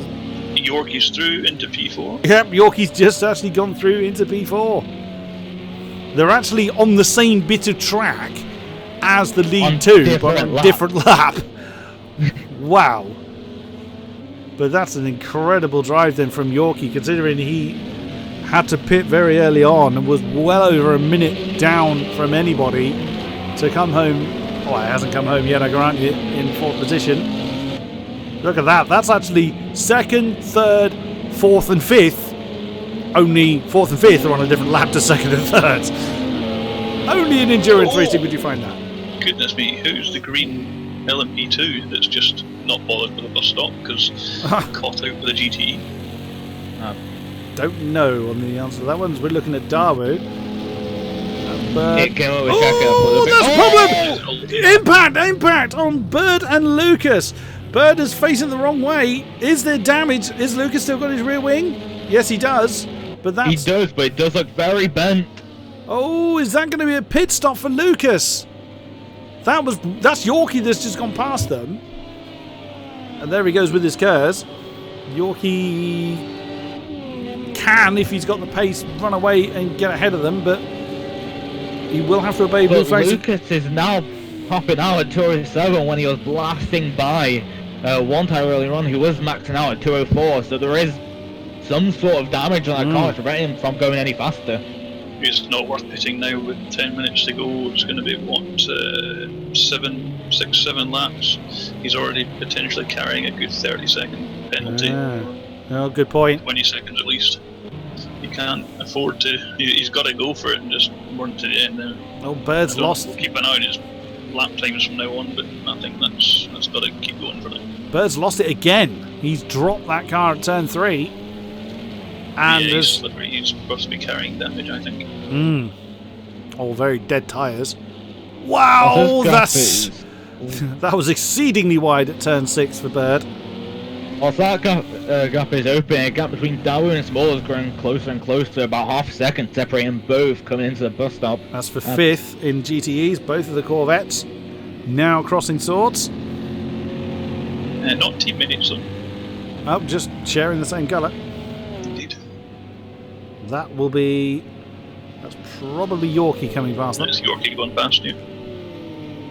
Oh yeah, Bird with that 37. Of course, with that issue had. Oh, Dawu in the slipstream of Smolder. Jumps to the inside. That's going to complete the move. One lad. Get up there. Both of their bonnets are shaped in exactly the same way. Yeah, that means almost similar. Oh, you saw Smolder had to bail on that. He wasn't confident. He wasn't going to plough it into the back of his Corvette brethren. Yeah, back on the subject that Andrew was talking about earlier, that error push, that dirty air. Coming to a braking zone, not only also carrying more speed if you're behind the car, you've got no air that's also slowing you down. Your brake's the only thing, traction. Your braking zone will be even further back than just the extra speed. Yeah. Ulti's in. Ulti's come in from 2nd in LMP2. Well, he is the one that went straight on instead of them taking the bus stop. I don't know if there's contact between him and the GT, but with 7 odd minutes to go, it seems an odd time to come in. Unless he had no fuel. I don't know, but he's now got 57 litres, which I think is maybe a little excessive for 8 minutes. Tad high for Wrong strategy 7 there, laps or so. Yeah. So Dawu then is ahead of Smolder, as you can see there. He's there's Cornwall in the Porsche, so that's his next target. And with how long Holt's been in the pit for, that's a lot of damage being repaired on that LMP2. So Cornwall ahead on track, but I think there's a lap between them. Well, there's only 18 minutes 50. It's 2 seconds according. Yeah, it's 2 seconds according to the timing to leader seems to be a bit skewed in places. It's caught me out quite a bit. Oh, big problem! Was that Bird? Yeah. Yes, it was. No. Yes, it was. It must have been. Yeah, because there's a Corvette. Yeah. No, was it Nunu? Oh, that's the Porsche. Yeah, it was Nunu. Yeah, you're right. Oh, that's not nice. Yeah. Yeah, there's the 2 Corvettes. It was Nunu. Well spotted. Yeah, it's looking a bit second hand on that right hand side. Yeah, that's going to be a handful to bring home. Well, if you're going to do it in the last 6 minutes. Yeah. Very true. So now Warntide leading by 13 seconds. He certainly has made the most of the... Oh, and that's a struggle there for Nunu to get that one through turn 4. Through turn 5, rather. So Warntire could well be taking the 2nd win in this season for Toyota. Are Warntire and Yorkie teammates this time? They are, yes. Yeah, so Yorkie stealing the win. Strong team points in this one as well. Yeah. And Yorkie, by his own admission, admits he nicked the win. Oh, go on. Cornwall. Porsche going backwards. Cornwall's had a massive problem at the bus stop. He's come to a halt. Len that way through to 4th place. I don't know which LMP that one. Oh, that's not a happy Porsche. It's not a happy Porsche at all. Now down to 6th. Oh dear. Huge problem. Who's SGA?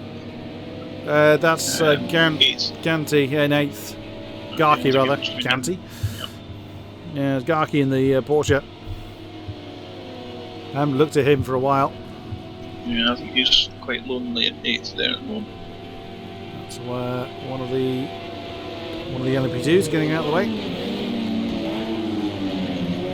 The finest race, a lot of action, a lot of ups and downs currently so far.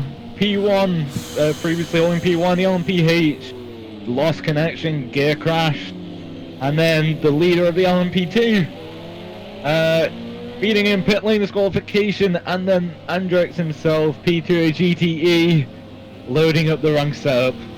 Ups and downs for all drivers, but one tyre looking good for a P1, got looking good for a P1 in the LMP2s, and who was that in the GTEs? Van Omen. Van Omen in the P1 for the GTEs and that fabulous Corvette. It has been a bit of a mixture of events. I think it's been more eventful as far as mishaps are concerned than we had at Monza. What's next on the calendar, Lord Andrex? Fuji? That's going to be fun. Yeah, Aston should be okay there, I think. But to get your ride high a bit higher. If I remember rightly, Fuji's bumpy as hell. It's a bit bumpy, but there's not it's not very many downforce or dependent corners. Right. So you're running quite skinny on that one then?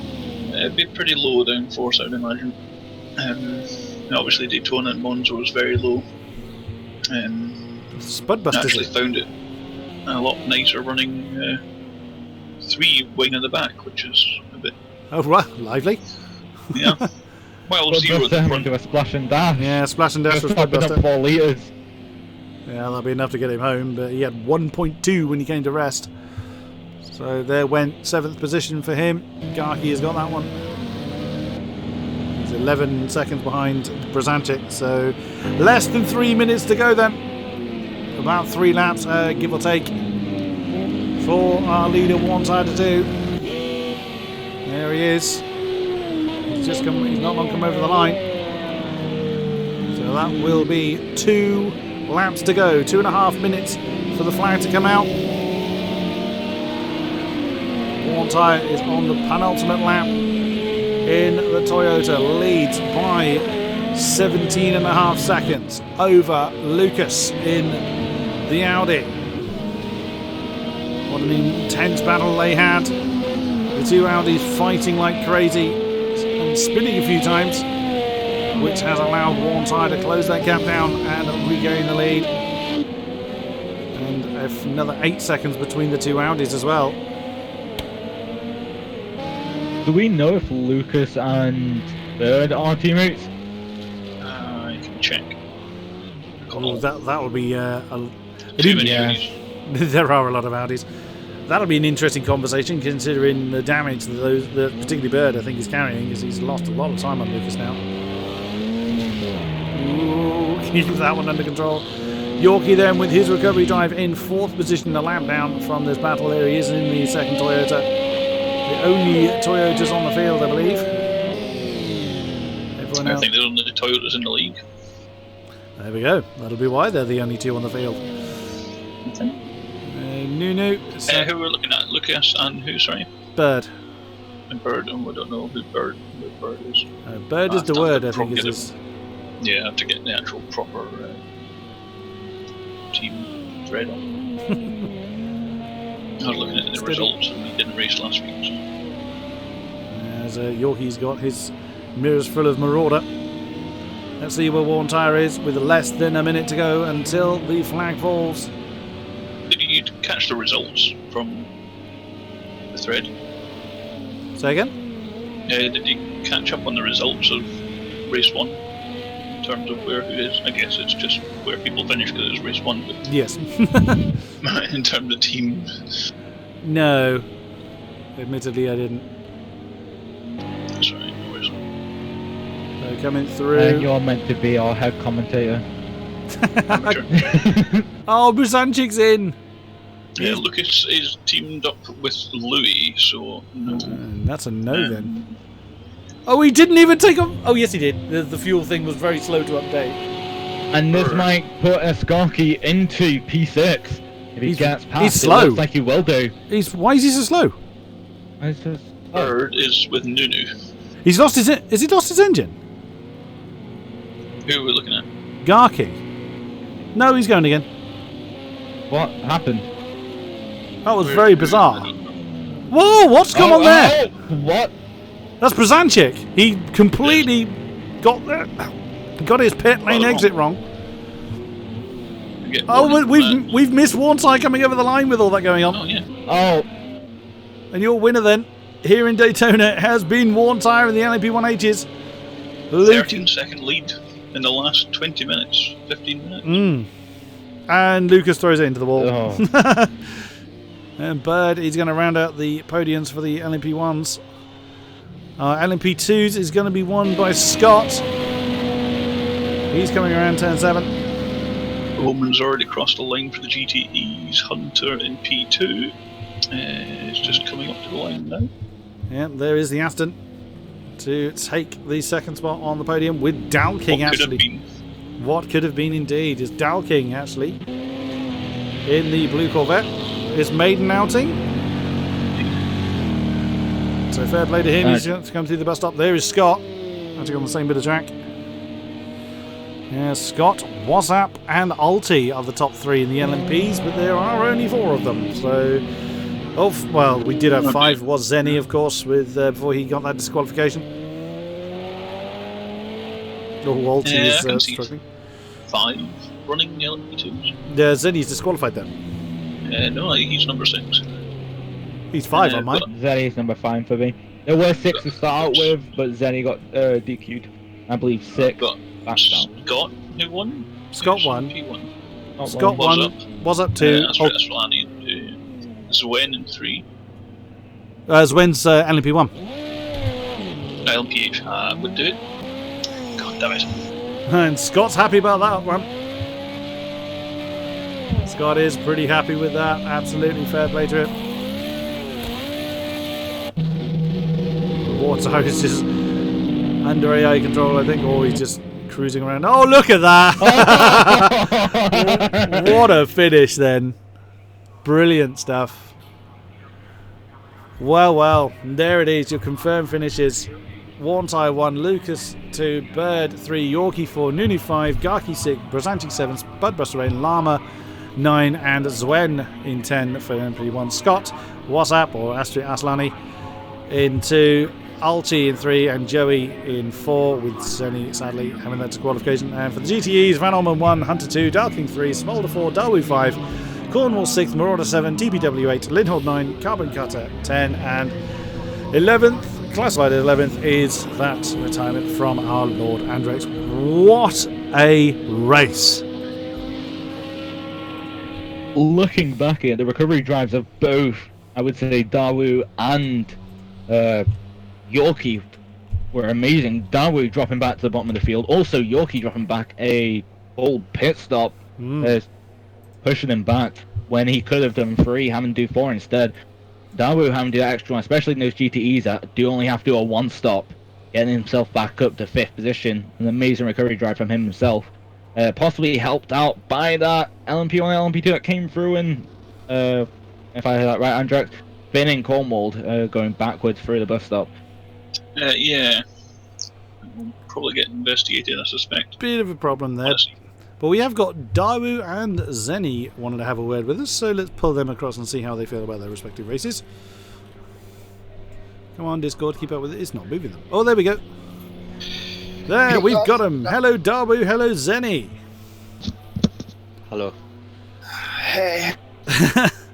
As first he's talked to Zenny, I mean, you must be totally gutted with that. You were leading so comfortably, and one mistake is all it took, and that's your day done. What happened? Yeah. I don't know. Like the first 2 stops I did, I cut it like pretty good. I didn't do speeding or nothing, and then got to the last one, got a bit of a tow, which I think didn't help, and then I broke what felt like a similar point. Now instead of stopping, I just locked up and just didn't slow down. Oh, Came into no. the pit lane, all wheels locked up sideways, and I just got disqualified. I thought, oh, 10-second penalty, oh, I'll be fine. No, disqualified. And I was like a minute and 20 ahead. It was just really stupid. Yeah, I'm Unreal. not happy. I think the biggest mistake I did all race. Like, I didn't do like a single thing wrong in terms of like causing an accident or spinning or nothing. Consistent clean laps, and then with 20 minutes ago I threw it all away.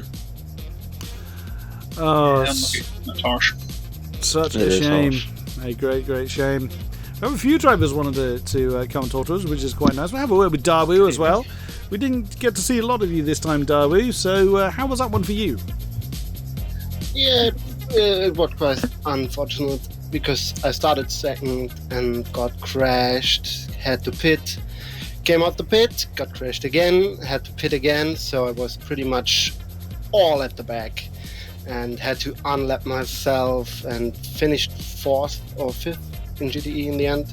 Don't know what it's about the penalties, and I'm happy in the end to finish. Could be a P1, but at least I finished. That you did. Well played there. I wish I could say I finished the race.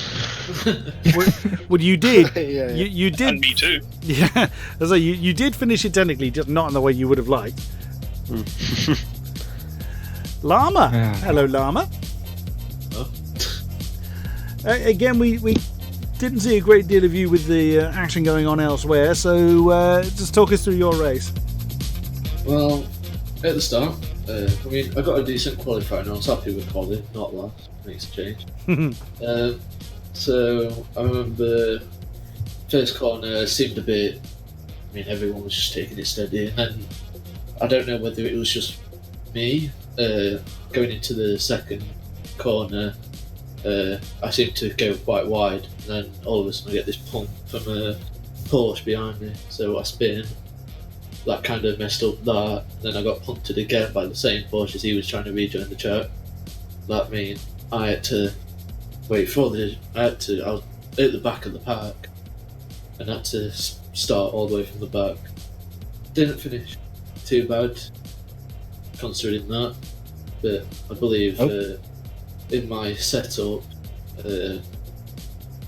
something must have, when I was changing my fuel between quali and race, I must have changed something else with my downforce, because back end just, there was nothing there. Span out pretty much every corner, every lap.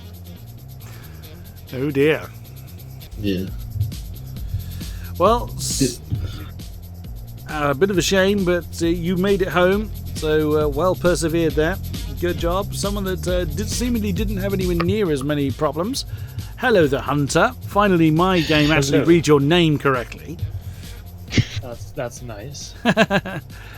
Well, representing the Astons. How did you feel for that one? It wasn't the best race, I would say. I had lots of mistakes and a couple spins and some contacts, but I'm really happy with the result in the end. Did you feel you had it in the car and the setup to win that one? No. Plain and simple, no. Just too quick, and I don't think the Aston really has it in it to win a race. But you persevered in the right nonetheless. hand, it can score podiums, but I don't think it's good enough for a win. Well, you led for a while, so was there not a this might be possible? Not really. There was more than an hour and a half to go, and I was getting caught by the guys behind me. They were slightly faster, and they were battling even. So if they can catch up to me while battling, then I guess there's not much to gain.